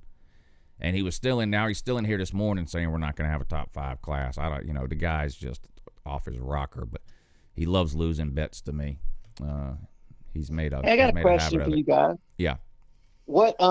I've been to Death Valley. Like Walhalla, Clemson. I've been to Georgia Tech. I've been to Williams-Brice. In that region. Or I should say, what is your favorite non-home game that you've been to or venue? It used to always be Williams-Brice for me back in the 90s and early 2000s. Everybody there was super friendly, nice, comfortable stadium. Parking is excellent. You can literally park right next to the stadium. And it was always a guaranteed win. So for me, it was Williams-Brice. I'm not sure. Lou, what was yours? I've been to Williams-Brice. I haven't been to very many away games. Where have I been? I think Williams-Brice and I think Georgia Tech are the only away games I've ever been to. Oh, wow. Wow. Yeah. Away Yeah, I games took are Williams Bryce that's a where lot. it's at. I'm trying to I like- change that. I took Lou Jr. to the Georgia Tech game in Atlanta this year, and I had a good time up there. It's not the same. Like I like going to the games in Athens because I know where the tailgates are, and I have a great time. 4 or 5 hours before the game and hanging out, cooking and all that. And I got some really good people up there that take real good care of me and my whole family every time we go. And I don't get that at the away games. But it was fun to go to an away game and see a game in a different stadium and see different things and stuff like that. So I actually talked with my dad after I went to that Georgia Tech game this past year, and I think we're going to try to go to one away game now every single year. We're going to try to go to the Alabama game this year. We might get priced out of it. I'm not paying. Wow. I'm not paying I paid $300 for those Auburn tickets. That was sort of a special. Me and my son went. And I took my dad, my brother, and his son. And so that was like a thing. We had never all been to a game like that. So it was like my dad, both his sons, which are me and my brother, and both of our sons. And so it was like a once-in-a-lifetime thing, maybe that all 5 of us would go to a game like that. I normally wouldn't do that. And I'm definitely not paying $300 a ticket the third week of the season when it's 100 degrees and it's a 3:30 game and all that. Oh God, that's definitely right. not doing that. But if I can find some reasonable tickets, then me and my dad are going to go to that Georgia Alabama game this year. If not, I'll maybe try to pick a different one to go to. But I'd like to go to Tennessee just because it's so big. Yeah, big. I would like to go there. I'd like to go to a game at LSU at night. Yes, that's on my bucket list, definitely. Yeah. The best thing about the away games, and it's a lot different now, of course, than it was back when you and I were younger. When all of us were younger. yeah. But to me, the most fun was driving, 10, 12 hours away somewhere. I know a lot of people don't like to drive, especially that far. But you drive that far away, you run into tons of your fellow fan base. You find them at the hotels, you hang out, you find each other, then you kick the ass of whoever you're playing that day. And it's like driving home the next day, you see, the flag, your team's flags are going down the interstate. It's just a big party. And it's so much more fun to me than a home game. Don't get me wrong, the home games were awesome. A little bit different now, but yeah, away games to me are just way more fun because there's everything that's going on when you go to your stadium. There's nothing new. Right. You've done it. So it's fun going to seeing other, like when I went to Athens. I don't know how big of a deal the dog walk is now, but I think when I went that first time, it was kind of in its infancy, and I laughed. I was like, "This is the dog walk. It sucks," But the Georgia fans were loving it. So stuff like that's what I enjoy about away games. Yeah. Yeah, that's cool.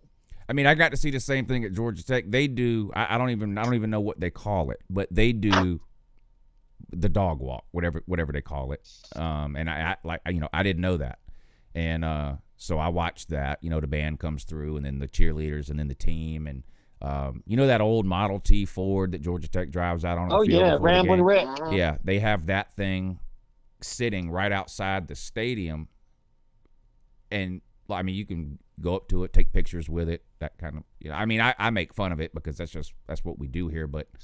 You didn't key it, did you, Lou? No. I mean, there's somebody standing there, but the point is, like, I'm not gonna lie. Like, I went up and had, I took my picture next to it and took Lou Jr.'s picture next to it, and yeah. So to the point that you make,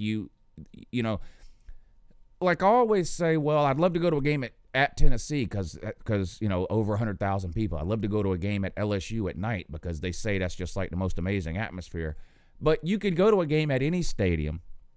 And you're going to see interesting and exciting things that you don't even know.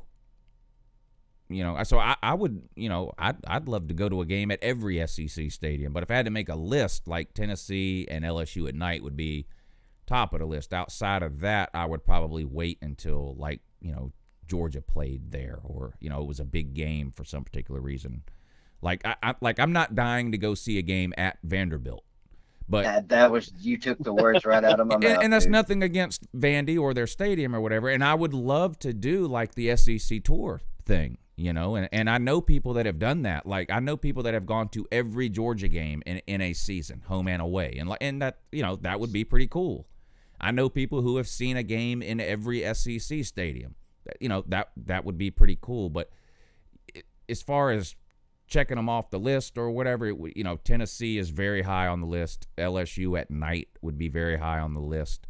I don't really have a burning desire to see a game at Alabama's stadium, but I would go to the Georgia versus Alabama game this year because, well, first of all, we don't play very often, and it's most likely going to be a top 5 matchup, you know, so it would be a huge game. The fact that it's at Alabama is almost irrelevant. And again, I'm not putting down Alabama Stadium. I've been there. I just haven't seen a game there. It's a nice campus. It's a nice stadium, the Ring of Honor or whatever they call it with the statues and that. I mean, it's a nice area, so I'm not putting it down. But, you know, in terms of, like, ranking them, what I would really want to do. Like, I would go see a game at Tennessee even if they weren't playing Georgia. Like, I just want to see a game at Tennessee Stadium. Right, me too. I would go see LSU play at night. It wouldn't matter to me who they were playing. If I go to Vanderbilt, it's going to be because they're playing Georgia. You know, if I go to Ole Miss, it's going to be because they're playing Georgia. I'm sure the Grove is great, I'm sure, but I'm not going to the Grove just to go. I would, you know, if I go, it's going to be because they're hosting Georgia, that kind of thing. Do you have who is your top? Both of you guys, who's at the very top of your bucket list as far as visiting stadiums? And I think for me, probably Notre Dame, maybe. I was just about to say that. It's because of the experience that happened in 2017. Now, we saw it on TV, but that looked like it was freaking awesome. Plus, they saw, like, Falcons fans got to see the Falcons play the next day or whatever. That went over to Chicago, I think it was. Mm-hmm. And that'd have been awesome. Michigan Stadium, that would be up there. Beaver Stadium, some of those really huge places. I kind of like to go to the Rose Bowl. I'm not so enamored with the Rose Bowl as everybody else is, but I can understand it, you know, being at the top of anybody's list. Yeah. There's a lot of them. And then there's like a list of games, right? And it doesn't have anything to do with the stadium. Like, who wouldn't want to go to a Michigan-Ohio State game, you know? They could play. Been there, done that, actually. Have you really? Really? Yeah, I've been to 3 of those, actually. Oh, wow. Yeah, so that, the Red River Shootout, you know, Texas, Oklahoma. Yeah. You know, there's a list. Like, I would go to the Iron Bowl. Yeah, I mean, how wild would that be? Yeah. I mean, that would be. I like to go that's gotta there be crazy. in Auburn, though. So yeah, there's like a list of stadiums, and then separate from that, like I don't even know the name of the. Well, I guess the Texas and Oklahoma play in the Cotton Bowl, I guess. But point is, it doesn't even matter to me. It's just like a list of games, like rivalry games would be cool to see too, no matter where they were played. Y'all remember the first college game you ever went to? Georgia versus Baylor, 1989. Oh, wow. Ohio State, Iowa, 1979. Wow. Mine was Georgia Tech Navy, I think 1976 at Grant Field. And yeah, I'm old. And that was the Rambling Wreck. They used to drive it out into the field and everything. Mm-hmm. Cheerleaders were hot and everything. Yeah, it was cool. First Tennessee game, I mean, I've said this 1,000 times on my channel. 1980, Tennessee, Pittsburgh, they beat the shit out of us. Dan Marino was a freshman. Mark May was on their team. Reggie White played for Tennessee, and their band played another one, Bites the Dust by Queen, all day. So to this day, I hate that song. You know, what made me a Georgia fan is kind of interesting. I moved to Augusta in 1980, and a friend of mine that I met in my neighborhood, just, you know, his parents had season tickets, and they went to every single game, away and home. And, you know, they were going to play Vanderbilt that year, so they figured, well, we can take Troy's friend Richard, because this game don't matter really anyway. And I was so enamored. I think that was the second or third game I'd been to. I was just so enamored with the Herschel Walker thing that I was also enamored with the creative ways people would bring booze into the stadium. like with a binoculars case. Yeah. And it really was not that. Yeah, I was really amazed at all that. I just, I was 15 years old, I think, and I just friggin' ate up and soaked it all in. It was awesome. Every college bathroom, every college stadium bathroom in America just smells like liquor. Yeah, and piss. Did they sell alcohol at Tennessee home games this year, BVD? I believe so. Yeah. Georgia didn't. Only in like the donor suites or whatever they sold it. But I have read a couple of articles that they are thinking about opening it up. Me too. To everybody at Sanford Stadium this year. It'll be interesting to see how that And I want to say they stopped selling it in the third quarter, but don't hold me to that. Yeah. And and I'm pretty sure it was only beer. Yeah. Yeah. Super chats. I never got that, but I was never much of a drinker anyway. I didn't understand the point. I've gone to games with family members that were so shit faced by halftime they didn't even know where they were. Right. I've gone to games I don't remember. One of the reasons I had to quit altogether. Only reason you went is because you found a ticket stub. Or I woke up in jail. Yeah. I got a similar story as you, Lou. That's why I quit too. Yeah. Kept breaking out in spots. Oh boy. Let me get caught up on some of these super chats here. Tyler P, thank you, sir. He says Dogs beating Florida tonight. Florida sucks. Dogs own you. LOL. I've heard a lot of Florida fans. Again, I don't pay that much attention to basketball, but I've heard from a lot of Florida fans that they're very unhappy with the state of their basketball program right now. So I'm assuming they're not very good. Of course, Georgia's not very good either. So I hope Georgia wins. If we were playing Florida and connect the dots, I would hope we would win. So yes, we'll see. Rob W, thank you for the super chat. Says South Car need rubber chickens instead of towels. Oh, South Carolina, I think he means. South Carolina needs rubber chickens instead of towels. Like Pittsburgh has the terrible towels. South Carolina fans waving rubber chickens around in the air. Maybe I don't know. I don't know about that. Braves WS, thank you. $5 super chat. He says, Uncle Lou, now you know Ultimate Troll breath is more toxic than a nuclear dump, mutating and killing brain cells when he talks. Dang. I don't even want to think about what the Ultimate Troll's breath smells like, especially this early in the morning. Is it even still the morning? I don't know. Good morning. Braves WS says, if it wasn't white and gold, it would be beautiful. I think he's talking about the that Model T, Georgia Tech's Model T car. Yeah. This is a fun game, reading super chats that were left 10 and 15 minutes ago. I mean, mine and BVD's memory is world renowned. That's clear, but it's still fun to read these super chats from 15 minutes ago and try to guess what people were talking about. Yeah, it is kind of fun. Waikiki, another $5 super chat. Thank you, sir. He says, Milan Pusker Stadium at night is a great atmosphere. Milan I've never Pusker. been to Italy. Like soccer, yeah. Oh. Okay. Yeah. Yep. Logan Jackson, thank you, sir. He says Golden State of the Lakers. Oh, Golden State at the Lakers is great. Talking about rivalry games, yeah. Now Golden State, I'm gonna make a fool of myself. They're not in LA, aren't they? They're in San Francisco. I think so. Yeah. I know there is another team in LA, but that's the Clippers. Clippers, yeah. Yeah. But Golden State and the Lakers have been. The Lakers were terrible last year. I think they're pretty good this year, actually. And of course, Golden State was on a run there for 4 or 5 years. That's probably why that game got so big, I would assume. Rob D, thank you for the $5 super chat, sir. He says, I'm formally challenging the Ultimate Troll to a MMA match on Uncle Lou for the entertainment of the chat section. That'd be awesome. Yeah, I'm willing to travel for that, too. Just have camera, will travel. So let's make that happen. Let's make that happen if we can. Let me what time is it? 9:50.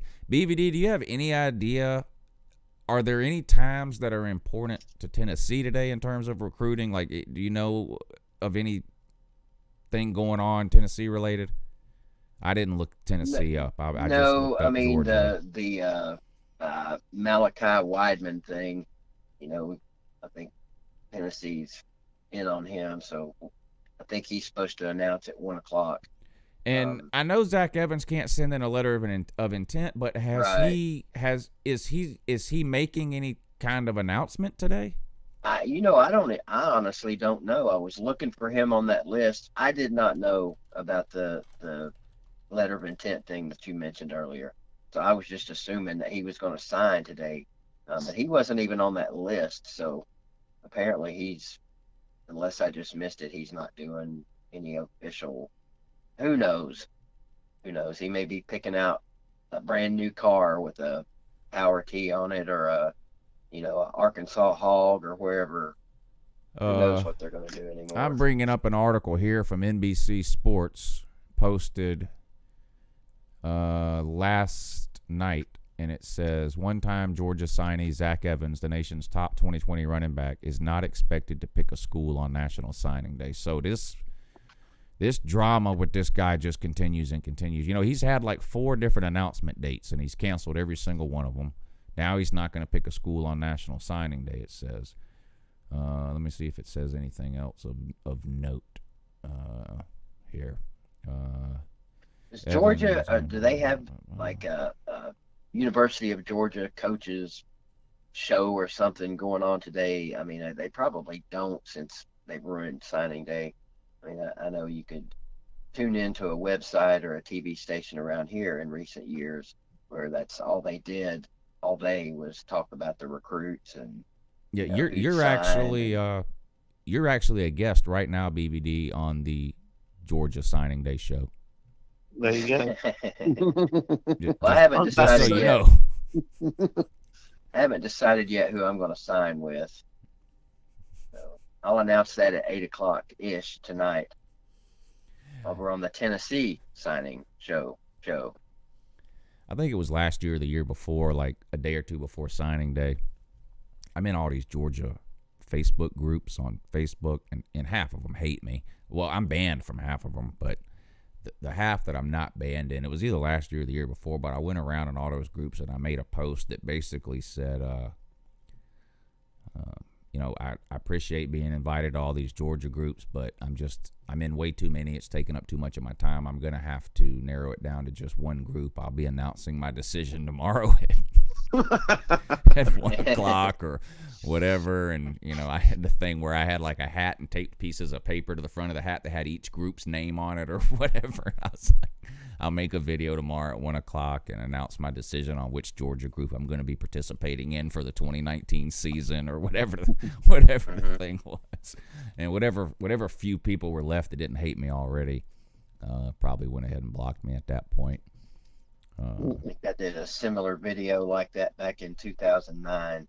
Had the podium and everything, and like 20 different hats, and pick a hat and then throw it. Nope, change my mind. Pick a hat, throw it. Nope, change my mind.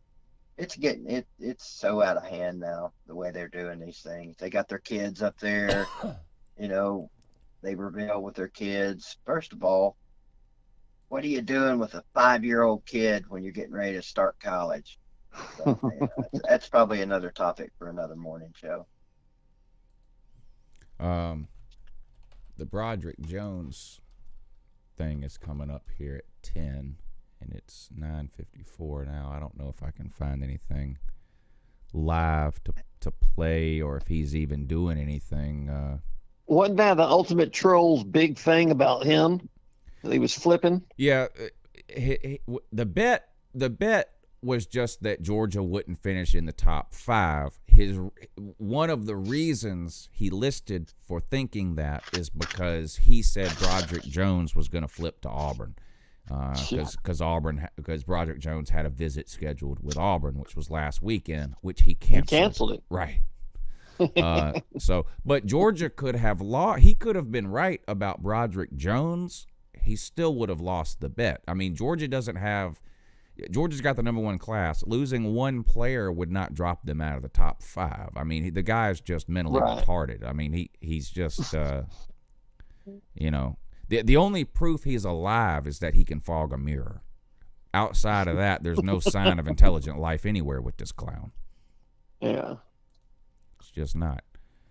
But I was looking on Facebook to see if I could find, sometimes somebody will post like a link or something to some sort of announcement, or, you know, if somebody, this Broderick Jones thing, but I don't even know that he's doing an announcement. Like I said, he's been committed to UJ forever, but because he didn't sign in December, of course, you know, that leaves the, you stay on Twitter quite a bit, don't you, Lou? Not really. I mean, no. I'm on Twitter. It's probably the third most thing I'm active on. YouTube and Facebook would be 1 and 2, and then Twitter a distant third. I mean, I go on there. I probably go on Twitter every day, but I don't spend a whole lot of time on there. I was thinking that might be a good place to find out something about him before we leave. Yeah, yeah, well, anyway, my page is little soccer clips and so forth.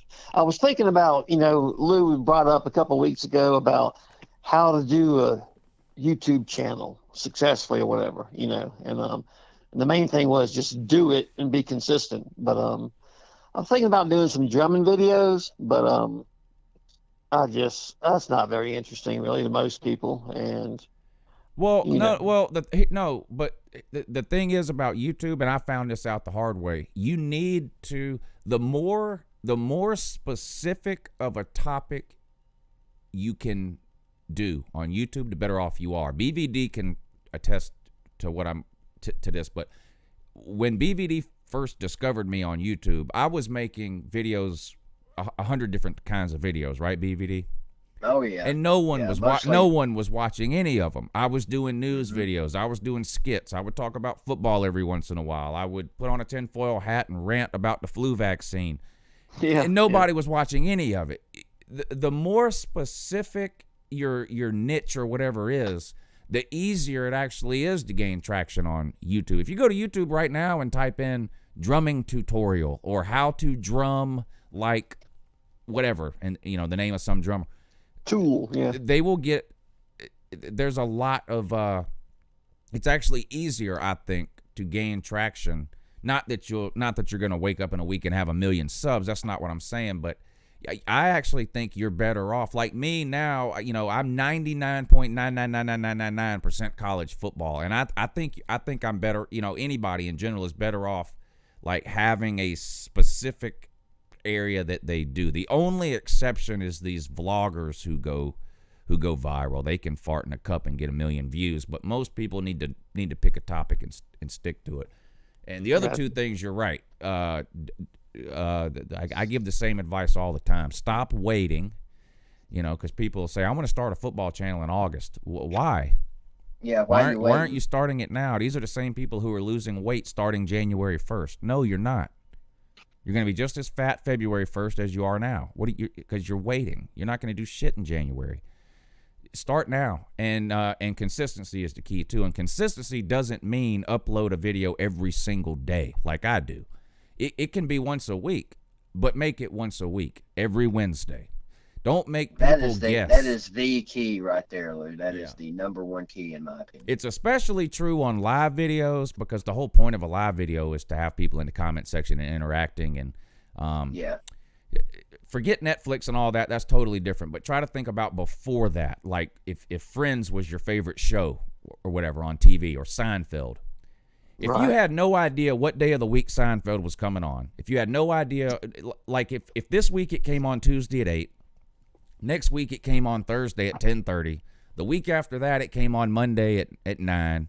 No one would watch it. Right. Because back then there was especially no DVRs and stuff. Right. Yeah. So with live videos, that's especially true on YouTube. But even with uploaded videos, it doesn't have to be the same time for an uploaded video. But if you only have time to do one video a week, upload it every Wednesday. Even if you happen to get ahead of yourself and film the video on Monday and it's ready to go, don't upload it till Wednesday. You know, upload it If it's one a week, make it every Wednesday. If it's 2 a week, make it every Monday and Friday, whatever it is. But consistency is the key, and don't wait. Like I hear people say, well, I gotta wait. I'm trying to save up for a camera. I'm trying to save up for the. For 4 years, I used nothing but a cell phone. That was it. I filmed the videos on my cell phone. I edited the videos on my cell phone, and I uploaded the videos on my cell phone. It was literally all I had for the first 3 or 4 years I did YouTube. So there's no reason to wait. If you want to start the YouTube channel, do it. That's the advice I give people. That's cool. Uncle Lou, your buddy Christy is saying that D. Beckwith signed with Tennessee. That who? D. Beckwith. I don't know. Whatever that is. D. Beckwith signed with Tennessee. Must be Probably a 3-star. 2-star long snapper. Oh, never mind. We've already got the best long snapper in the country. True that. All right, what's up with Broderick Jones? It's 10 o'clock. What is he waiting on here? I can't find nothing. 10 o'clock means 10:30, doesn't it? Yeah, probably. Right now, his high school coach is speaking, and then his pastor's going to speak, and then his Sunday school teacher from when he was 3. And you guys will be happy to know and to learn that C.J. Jones signed with Mars Hill this morning. Okay, good. So you'd be happy to know that. And if there's anybody that's been under a rock, Will Muschamp's son signed with Georgia yesterday. So I saw that. Even Will Muschamp's son hates him. Yeah, that's bad, isn't it? I clowned on that last night, but I've said this a bunch of times. I think the worst thing a coach can do is sign or recruit his relatives. That's just bad for business. Right, because look, it looked like Kirby. I mean, he pretty much hired Fromm when that was like son or something. Sure acted like it. Yeah. But and same thing with coaching hires too, like Mark Richt. That's what did Mark Richt in at Miami. Really, he refused to get rid of his son as offensive and whatever he was down there. And then you look at the Stoops situation at Oklahoma when Bob Stoops refused to fire his brother, even though he was the worst defensive coordinator in America. I just feel like recruiting your child is a no-win situation, because even if he's really good and deserves to start, and you start him, and he plays bad, what's the first thing people are going to say? Well, he never should have been playing. He's only even on the team because he's the coach's kid. I just don't think a kid should. I just don't think a coach should recruit or sign his own kid. So I clowned Will Muschamp's kid for coming to Georgia, but I actually think it's best that he didn't go to South Carolina. That's just my opinion. I don't know. He'll never play as a walk-on. Chose Tennessee over Florida, in case you were wondering. Who? Okay.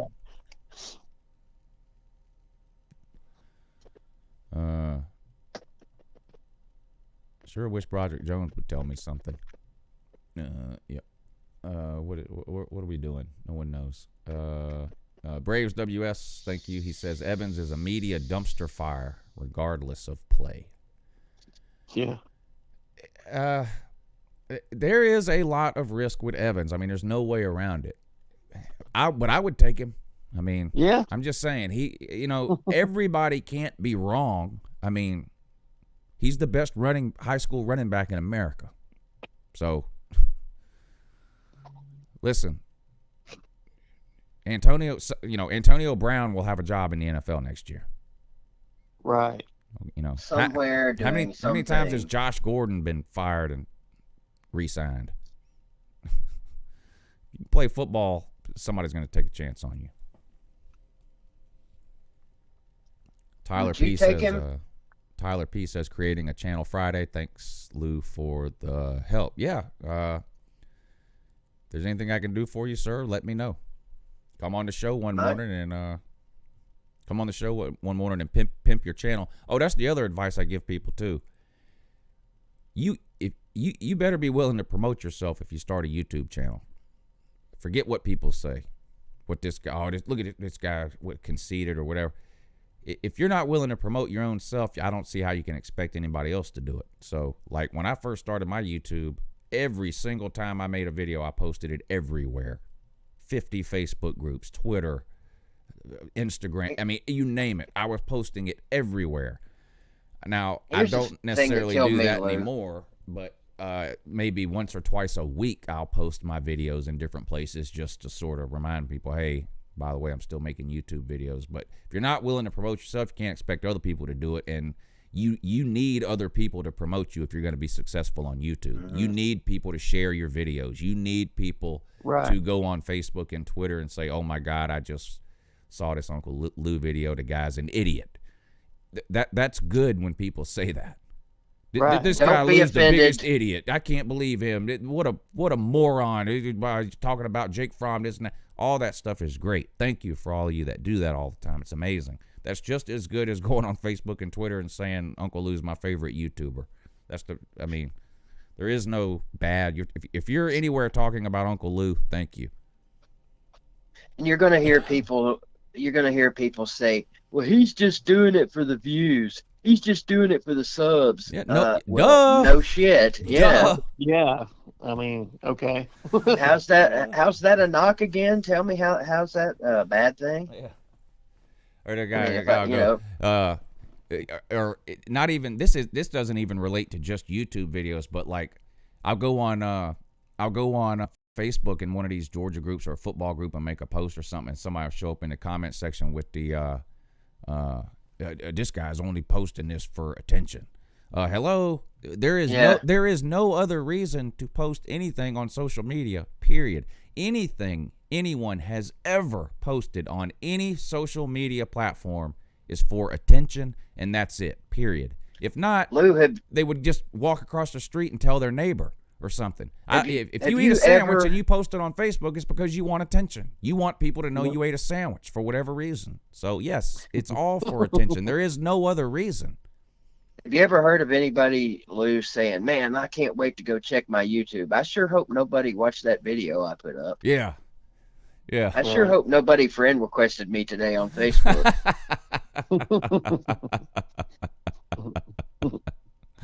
Somehow, it trips me out, man. Somehow, that's a bad thing. Yeah, it trips me out. Or my Facebook again. Somebody will be in the comment section and be like, "I hate this guy. He this, that, blah, blah, blah," and I'm like, I have no idea who you are. So let that sink in. Like you have a very strong opinion of me, good or bad or indifferent. So who's really winning here? I know that I didn't know super chats were a thing until LouTube, and I didn't even come to LouTube. I used to watch a different channel that was more Facebook oriented, I guess, or YouTube as much, but they suffered from homerism so much that I got sick of it. I got sick of the people on there and so forth. So it's funny how things work and how you just kind of find your way.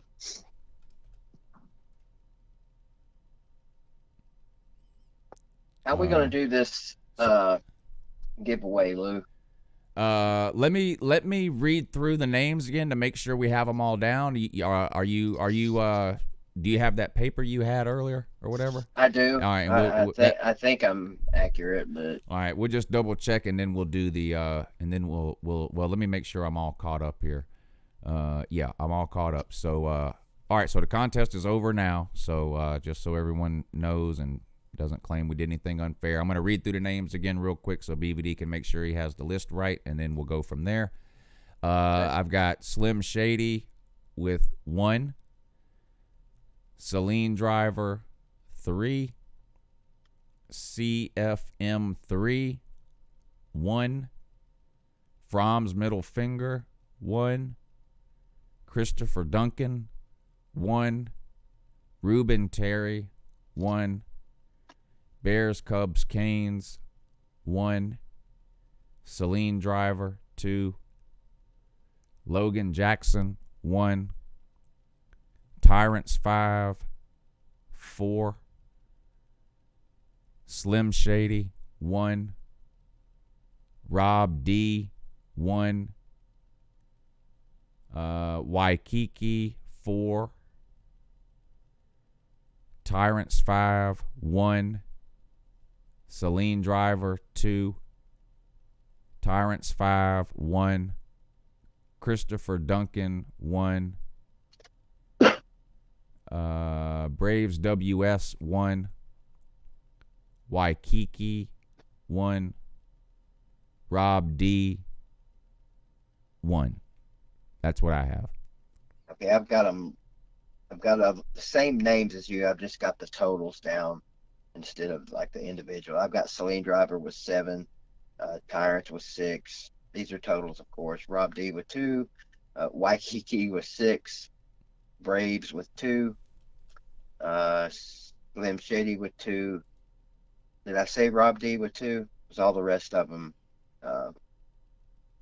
Christopher Duncan with 2, and all the rest of the names are 1. If you need me to repeat that, so you can either write them down or whatever you need me to do there. What the heck's going on here? I just kind of kept a running total of each of the multiples.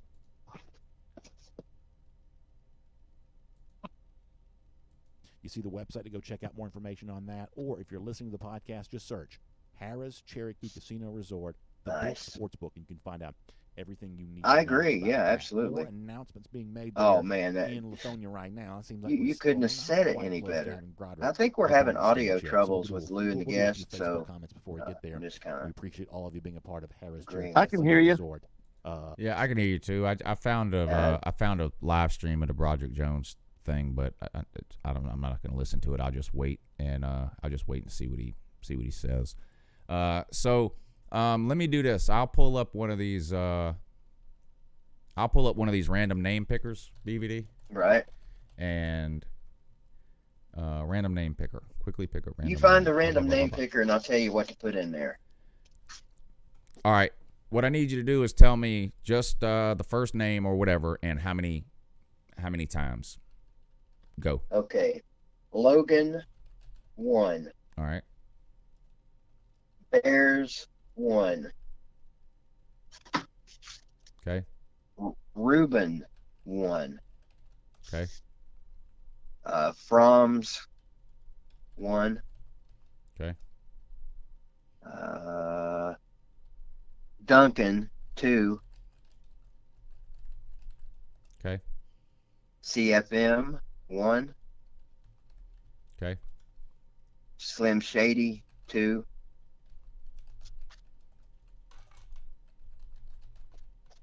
Okay.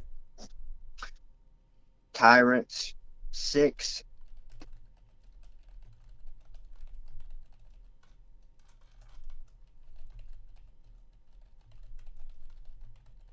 Okay. Rob 2. Okay. Braves 2. Okay. Waikiki 6.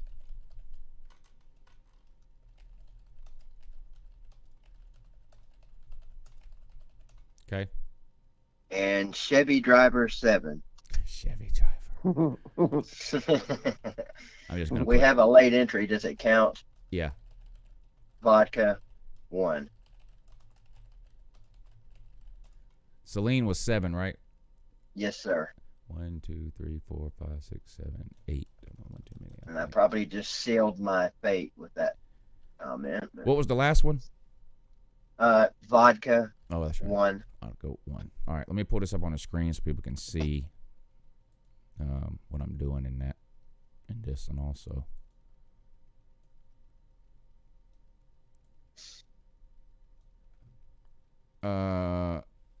All right, so this is just a website, random name picker. I enter the names. Wait a minute. Tyler P says we forgot him.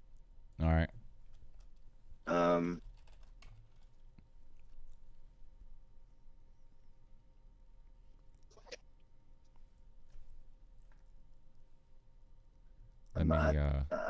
I thought Tyler was. I see a super chat, a $2 super chat.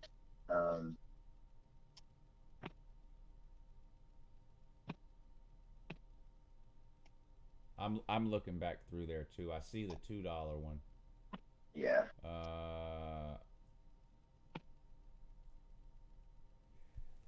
Yeah, it was $5. It was $5, Tyler, to win the shirt. So, now it makes me feel like an asshole, but it's not fair to everybody else who gave $2 for me to just put you in at $2. So, right. I'll give you like a minute.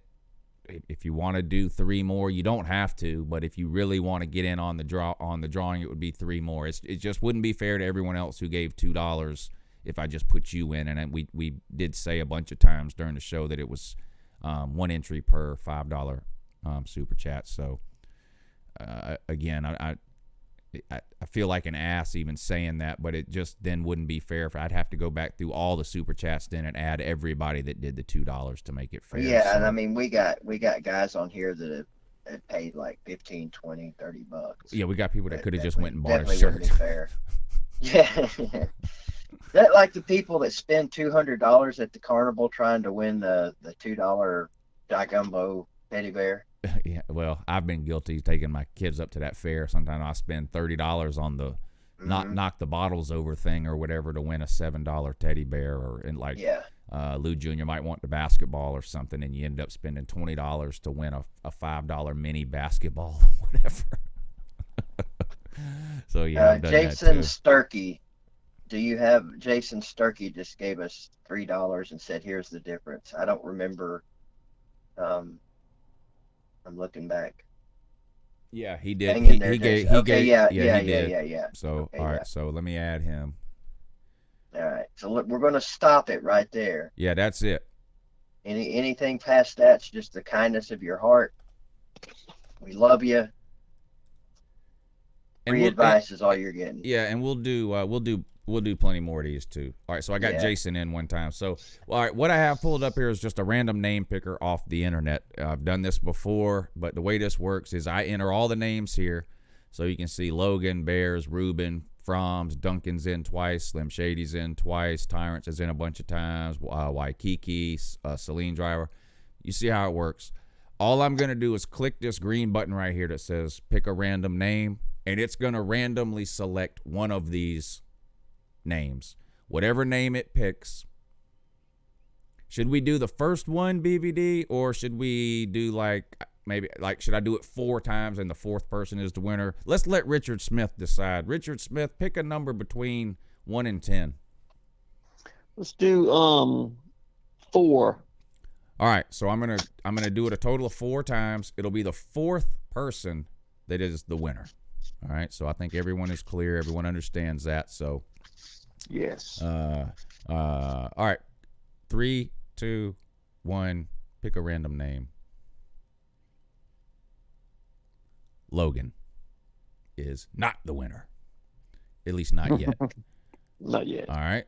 Pick number 2. 3, 2, 1. Click.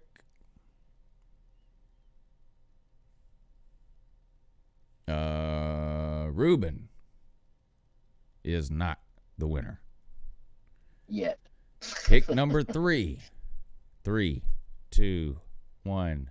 Click.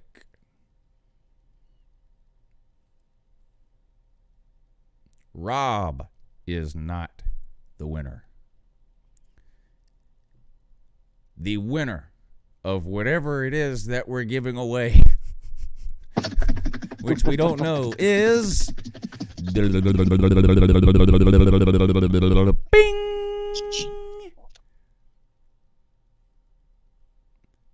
Duncan. Yay! Wow, Woo! Duncan. Woo! Duncan is doing Snow Angels. Way to go, Duncan. All right, Duncan. Congrats and Duncalations. Congratulations, sir. You are the winner. You are the winner. Duncan, I don't know if you're still in here. Hopefully, for your sake, you are. Email Lou and BVD. Let me put it up. Where is it? Here it is. Email Lou and BVD at gmail.com and we'll send you something. I don't know what a T-shirt, or I don't even know what. I can't even remember what team you're a fan of. Maybe you want a LouTube shirt. If not, now we'll Lou, the full name Lou was Christopher Duncan. Christopher Duncan in that. Congratulations, you're the winner. Email louandbvd@gmail.com and we'll get it figured out. If there's something you want off the LouTube store, T-shirt, coffee mug, whatever the case may be, let me know. If you're not interested in that, that's fine. I don't know what I can't remember off the top of my head what team you're a fan of. Hey, I'm $20 gift certificate to M&M's Massage. Oh yes. Which I get those 50% off, so that would be great. But just let me know. But anyway, congratulations on that. And what the heck is Broderick Jones doing? Let's see. This and that and the other thing and that and the other and yada yada yada. What the heck is going on here? We'll come back, probably declare.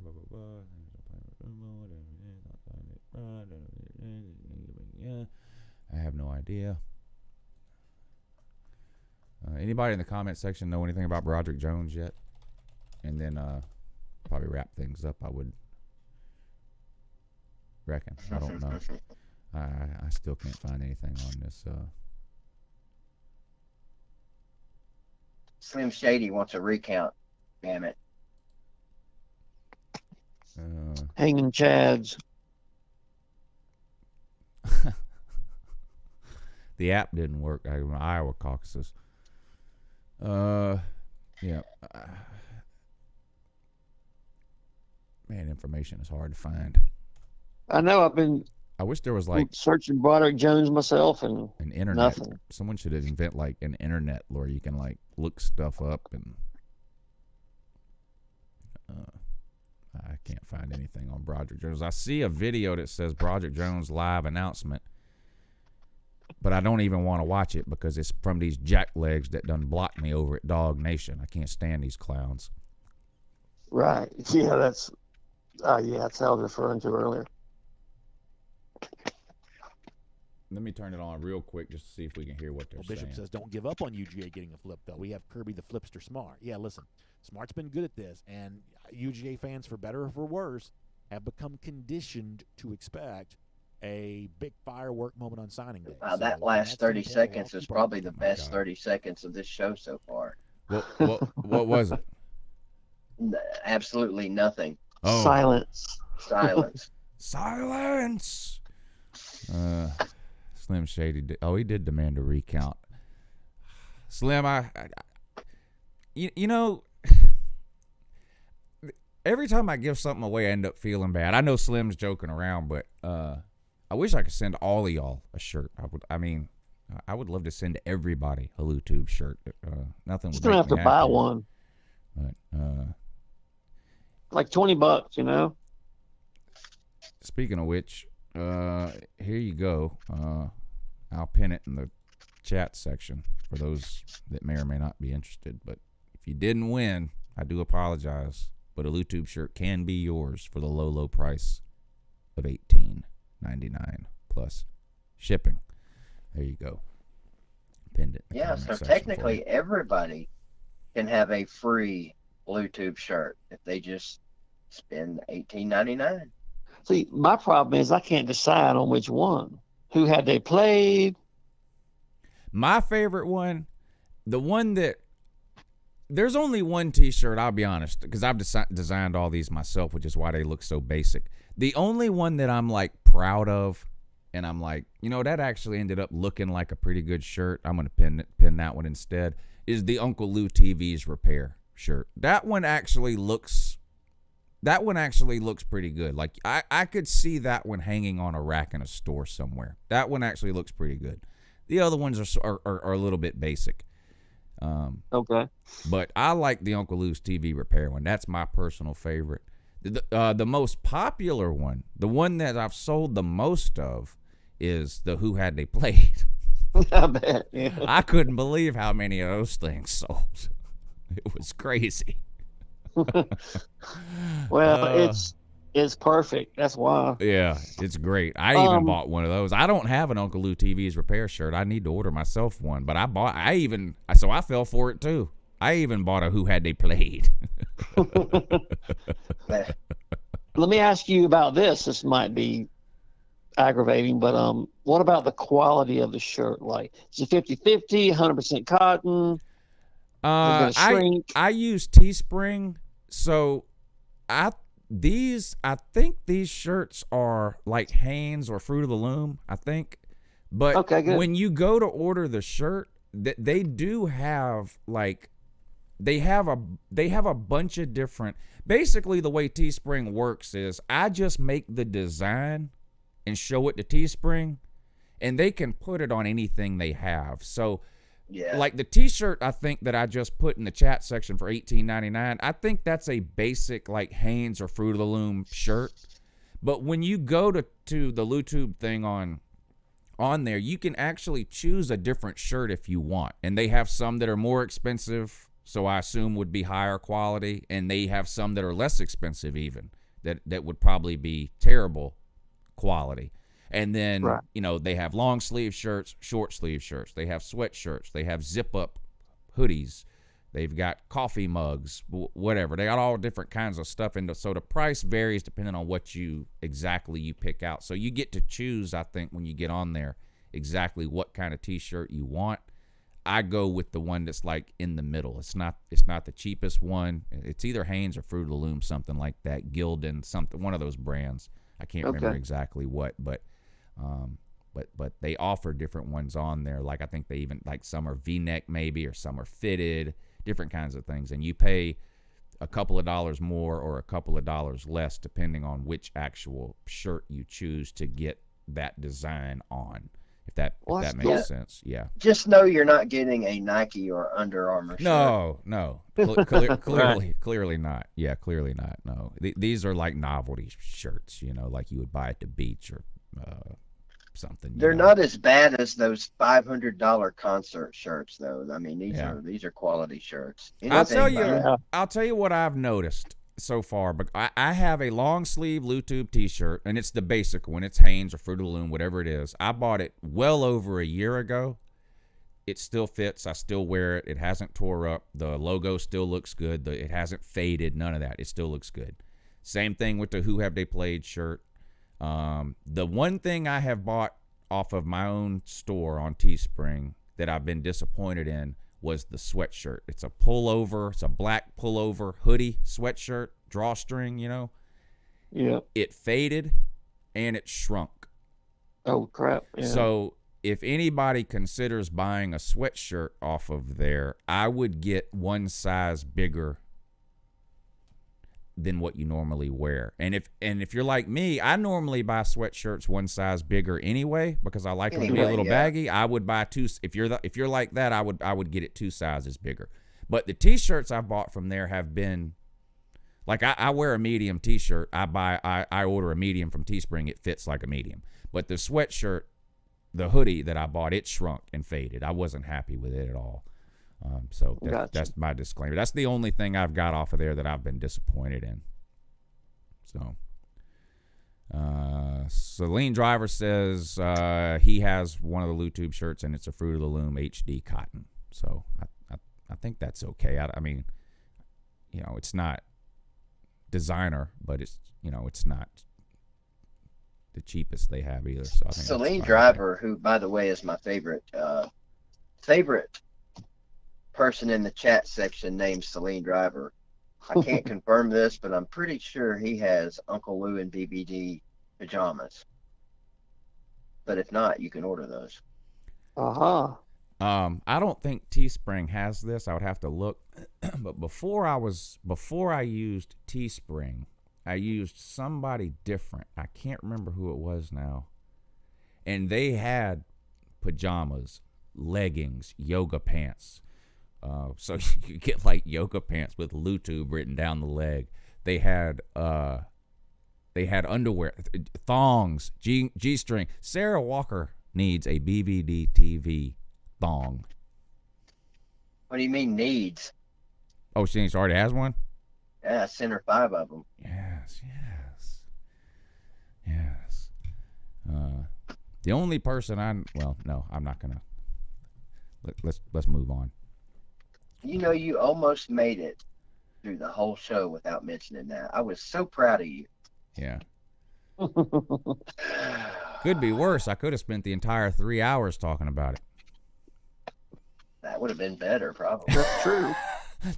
People would have been more entertained, wouldn't they? You know, I can't stand drama. Liar. Everybody loves it. Everybody loves it as long as it doesn't involve them. And I'm the same way. What the hell would YouTube be without drama? I'm the same way. I can't help it either. I get caught up in this dumb shit too. I can't help it.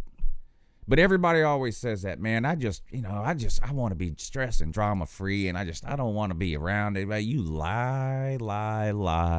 Everybody loves it. That's why we watch The Real Housewives of New Jersey or whatever the hell we watch. We're just waiting on an argument. That's it.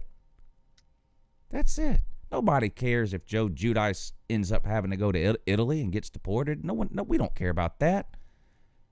We want to know if Teresa and Melissa are going to go at it again. That's literally all we want to know. What's Uncle Lou going to say about Zoe today?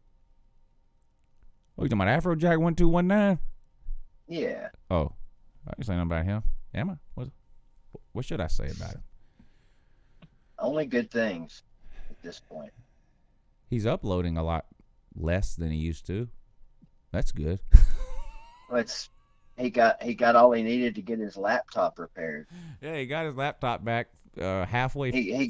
Halfway figured out how to get his kids to set up OBS for him, and then went from streaming 10 times a week to streaming twice a week. So that was a good thing. Yeah.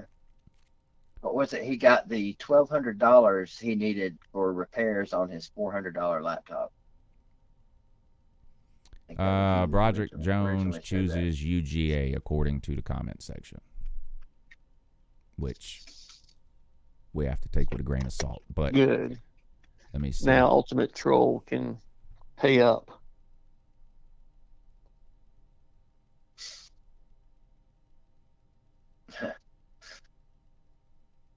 Ultimate Troll, he reminds me of a guy that I used to like party with in my teen years. I was lived in South Korea, and my parents worked for the military, and there was a guy that would get so worked up about stuff,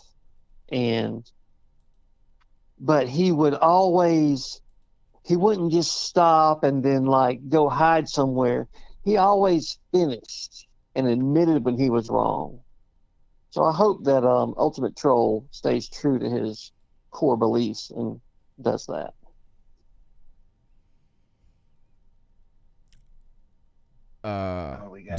Do you have an indication that he might not? Is that what you're suggesting? Well, every now and then, just when he's like going back and forth, and he sounds like he's so damn angry that he's going to hang up on you or something like that, and he never does. So no, I guess I'm pleasantly surprised that he doesn't bow out. Yeah, I guess that's what I'm trying to say. So good on him. Yeah. Go to school, do what you got to do, and be the best you can be. All right, hold on. Let's listen to what he says here. There's Broderick Jones making his decision here. So when you look back over your time at Latonia High School, what will you cherish most about the school and the building? The way they treated me when I first got here my 9th grade year, they just welcomed me with open arms. And, I always love Latonia High School for doing that. Absolutely. That's good. So what will you cherish most about the football program? Football program. Where can I start? Since 9th grade, it's been rough, coming from where I came from with the coaching staff that's here now. Two different head coaches, 2 different coaching staffs. It's just hard that you got to fight through and you got to keep pushing. But I would say quiet. I'm going to take this opportunity while it's quiet to say, Lou, have a great morning. All right, BBD. We'll see you Friday morning, sir. Thanks to our special guest today. Great talking to you. If you guys are bored tonight at 8 o'clock, come over and this might be somewhat of a see us over on different BBD question because TV. you got so Uncle many Lou will be there. accolades. Almost guarantee it. You're making a You big guys have decision an today. If you go outstanding back to the ninth Wednesday. grade today And and do it we'll Thanks, all see you over DVD. tonight. again, You're what would you welcome, do sir. differently? Great talking to you today. You, You know, in the ninth Hope grade, I'll I see didn't take you school as serious over on my because I was channel. just We can coming talk in. So, some you more. know, I'll I'm have a you big on over kid. there. You know, I I thought think I you had it will. all already. Good deal. So I would just, take All right, school more later, serious. BBD. When you first get here, you Have a know, good one. stay on top of your grades. I guess he do what you can't gotta hear. do. Can you hear it, Listen to your Richard? Or coaches the and teach you. No, oh, Awesome. I can see it. So I got my this TV is turned why down, I'm but I got you. I can Okay. see it. We gotta He's, take ninth grade serious. he's just When thanking we come everybody into the now, his building, coaches, all that, blah blah blah. I just want to see who he's from our gonna activities. So we gotta take school who's serious. gonna go Ninth with. grade. But So it should last be word of any advice second. you have for Yeah, that's what I'm your looking fellow for. classmates. He's here definitely on your drawn high this school. thing out. Yeah. Stay on top of your grades. If you don't get your grades, you can't play no sports. So what's the point? So stay on top of your grades. Do what you got to do in school, and just be the best you can be. After school special here, he's talking about staying on top of your grades. So, Good. time we've been waiting for. All right, here we go. Had a lot of campus schools coming in here to recruit you. We know that you had cut it down to a decision between the 4 schools that are up top, which is Auburn, Illinois, Arkansas, and the University of Georgia. And so, at this time, please let the world know what school you'll be attending in the fall.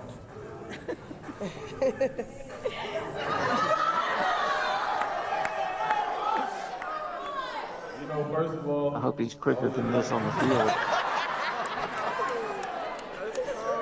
All right, here he goes. First of all, I would like to thank my coaches, the God. School of Latonia Thanking High School, people again. and all the coaches that recruited me, Auburn, Georgia, Illinois, Arkansas, and everybody else. I just want to say thank you to everybody, for pushing me. I just saw where somebody said BA is smoking a making me blunt the best right that I now. am. That's funny. My family that's up here pushing me, telling me to do better. But I don't think y'all ready though.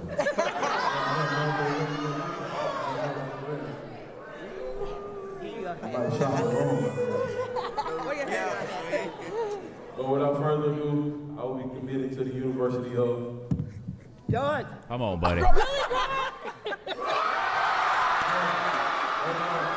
Go Dogs! Hey, Ultimate Waterhead. Learn the lyrics, bitch. Good morning. Good morning. Good morning, good morning, good morning. Good morning, good morning, good morning. Good morning, good morning, good morning. Good morning, good morning, good morning. Clap your hands, clap, clap, clap. Stomp your feet, stomp, stomp, stomp. Spin around, spin, spin, spin. Alright. Good morning. Thanks for having me on, man. Good morning. Good morning. All right, Richard. Appreciate you coming on this morning. You did a great job, sir. Now, was it you were asking me yesterday, hey, you got to let me know what we're going to talk about so I'm prepared. You don't need to be prepared, do you? So let the people know if they've been thinking about coming on. Did you have any idea? I didn't talk to you at all. This was purely all off the cuff, right? Right. Stream of consciousness. Yeah. So I had a little bit that I might mention about the Aggies in Texas because of where I live, but that's it. Yep.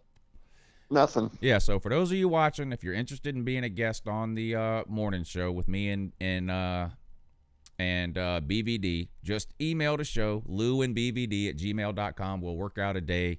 It's you can stay on for as short a period of time as you want, or as you can stay on for the whole show if you want. It'll be up to you. We'll get all that worked out when you email the show. But it's easy to do. We just shoot the breeze here. It's no different than having a conversation with somebody. So if you're thinking about being and it was on a the lot show, of fun. yeah, and you did a great job. I really appreciate you taking the time. we'd love to have you on again. There's a long list right now, I think, of people who are sort of already scheduled and waiting to get on, and obviously we want to give everybody a chance, but we'd love to have you on again once we give everybody an opportunity. Thanks, man. Yeah, so again, thank you for coming on. It was great, and enjoy the rest of your week, sir. Thanks, you too, Lou. All right, buddy. Take it easy. Oh, yeah, Richard Smith, there you guys know him from the comment section, so he was on today. We do have somebody lined up for Friday, too. Let me look and see who it is. Should I tell y'all who it is, or should I let it be a surprise? I'll go ahead and tell you. It's Andrew Galvin. So, Andrew Galvin, we will see you Friday morning on the show. We got a couple people scheduled for the following week, too. But give us shoot us a message, Lou and BVD at gmail.com, and we'll be happy to schedule a time for you to come on and join us here on the morning show. We have a good time. There's no telling what we might talk about. Today was mostly sports related because it was National Signing Day, but if you guys have listened to the morning show for a while, then you know that we talk about all different kinds of things here. There's really nothing off limits. We movies, sports, pop culture, entertainment, whatever. Whatever we decide to talk about when we hit go live, we don't put a lot of planning into it. It's like he said, it's just kind of stream of consciousness. So congratulations again to the winner today, Chris Duncan, I guess it was. Shoot me an email, louandbvd@gmail.com, and we'll get you a shirt sent out, sir. Thanks to everybody who watched this morning, the support you guys have showed this morning show. We've only been doing this now for a couple of months maybe. And the support that you guys have given this show has been unbelievable. And I was talking to my wife yesterday. I really, really, really love this show. So I'm happy that it has worked out. And I hope it continues to grow. And I hope you guys continue to tune in. And it'll get bigger. It'll get better. If you guys remember my nighttime show from 2 or 3 years ago, it's nothing like what it is now. That show has gotten bigger and better, and changes have been made over time as I figure out what works, what doesn't work, what people like, what people don't like. And this morning show is going to go the same way. So things will be added, things will be taken away. We'll continue to do more of what you guys want to see and less of what you don't.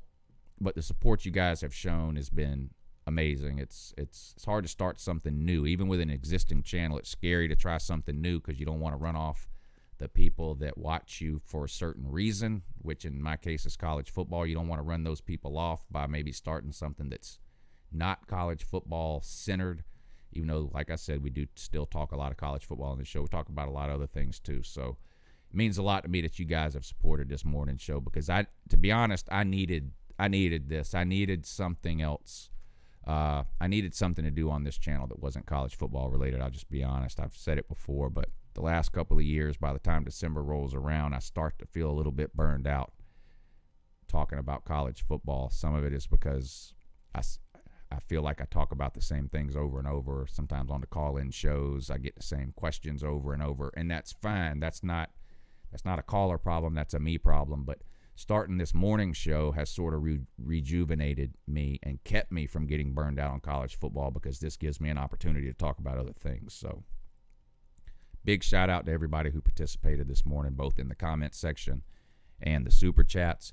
I'm going to run through the list of names here that supported through the super chats, and then we'll do some shout outs in the comments section. But Mitch Allday's TV Repair, thank you for the super chat. He says, just looked up Broderick Jones. Oh, just locked up Broderick Jones. Yeah, that was big. He could start next year. With all the changes we have on the offensive line, he could be our next Andrew Thomas. I don't know if he'll be that good. I'm not suggesting he'll be a top 5 pick in the NFL in 3 years like Andrew Thomas is about to be, but I do think Broderick Jones is that kind of talent. I do think he could play a lot and potentially start at some point this year. That's a huge get for Georgia. Slim Shady, a new idea for a t-shirt: Grady's laptop repair. I should do that. Braves WS says we need a Who Have They Played sports bra. Wouldn't that be something if you went to the gym and seen somebody in some YouTube yoga pants and a Who Have They Played sports bra?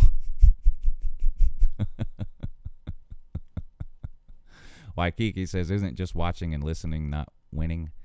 Isn't just watching and listening not winning? I'm not. I'll just agree. But So shout out to everybody in the Super Chats. Mitch, Slim Shady, Braves WS, Waikiki, Jason Sturkey, Vodka Drinker, Tyler P, Rob D, Logan Jackson, Rob W, Christopher Duncan, shout out to you again, sir. Email me. You were the winner. He's a Florida fan. I see from his logo now. Christopher Duncan's a Florida fan. So congratulations, sir. Email me. Tyrants5, thank you, sir. Celine Driver, Waikiki, Jason Sturkey, Bears, Cubs, Canes, Ruben Terry, Fromm's Middle Finger, CFM3, thank you, sir, and King Keaton. Big shout out to all you guys for supporting the channel through the Super Chat. And the true heroes of the show, the ones that stayed till the very end in the chat section. Tim Mathis, what's up, buddy? Appreciate you tuning in this morning. Jamie Oldman, how are you, sir? Tyrants5. The SEC officials are here. Get full-time officials, please. SEC, the part-time deal is dumb. College football makes enough money. Let's hire full-time officials. Thank you, SEC officials. Dylan Faircloth, David Big Dog, Ramey, Dylan Faircloth, Kevin Cook, Taco Meat, Bartholomew Bob, E-I-E-I-O. Good morning to you, sir. Bama Mike, what's up, buddy? He says hit the like button, and that is a great idea. You guys hit that like button. Doesn't cost you any money to do that. Takes no time at all, but it is a huge help to me. The way the YouTube algorithms are set up, the thumbs up button has a huge impact on how many people see this video. So if you enjoy this morning show that me and BVD put on for you guys, make sure you hit that like button at the beginning of every stream. But if for some reason you haven't hit it yet, go ahead and hit it now. I'd really, really appreciate it. Richard Holton, thank you for tuning in this morning. Bears, Cubs, Canes, Vol for Life, thank you, sir. Richard Holton, Slim Shady, Fromm's Middle Finger, Bama Mike, Jason Sturkey, Jamie Oldman, Richard Holton. I really, really appreciate you guys tuning in, sticking around to the end. You guys are troopers. You guys are the real MVPs. Means a lot to me. I'll have another season preview video out today. I'm excited about this series of videos, and you guys seem to like the first one I did yesterday. Clemson is doing pretty well. If you haven't seen it, check it out. Schedule preview. I'm doing a bunch of schedule previews here over the next couple of weeks. We did the first one yesterday. It was Clemson. I got another one coming out today. I actually already filmed it yesterday. I just have to finish up the editing and get it uploaded this afternoon. It's on West Virginia. But we're going to run through a whole bunch of teams from all the different conferences. So, we'll get to all the teams that you all want to see: Georgia, Alabama, South Carolina, Tennessee, Florida, Texas A&M, LSU, Ohio State, Michigan, Penn State, Southern Cal, Oregon, Washington, you name it. We're going to do them all. So be on the lookout for those. I'm going to try to get one, sometimes two of those out per day over the next couple of weeks, in addition to the live shows, which, of course, this show, the morning show, Monday, Wednesday, Friday at 8 a.m. with me and BVD. And then I have Uncle Lou After Dark, YouTube's longest-running college football call-in show. Make sure you check that out if you haven't already. It comes on Tuesdays and Thursday nights at 10 p.m. Eastern right here on LouTube. All right, I really appreciate you guys watching. I'm going to end the show now. I got some things I got to take care of today. Good luck to all your teams today with signing day. I hope everybody gets the pieces that they want and need.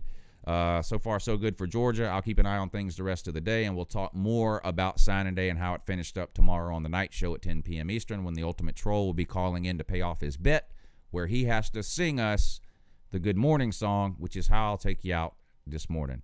All right, love you guys, and I'll see you again real soon. Good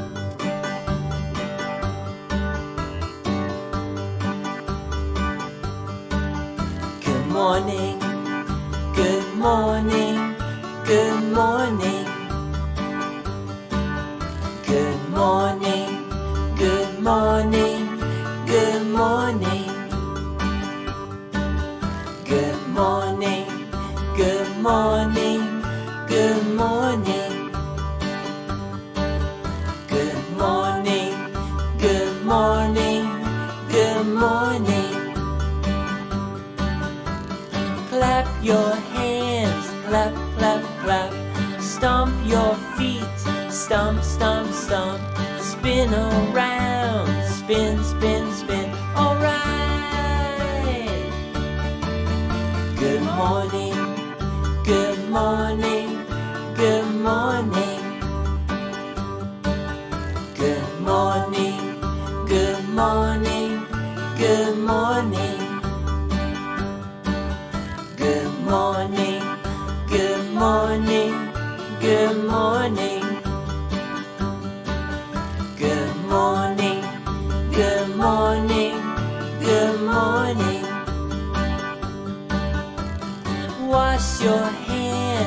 wash, wash, wash.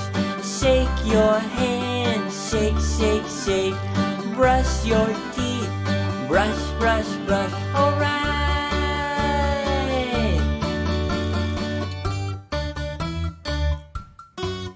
Good morning.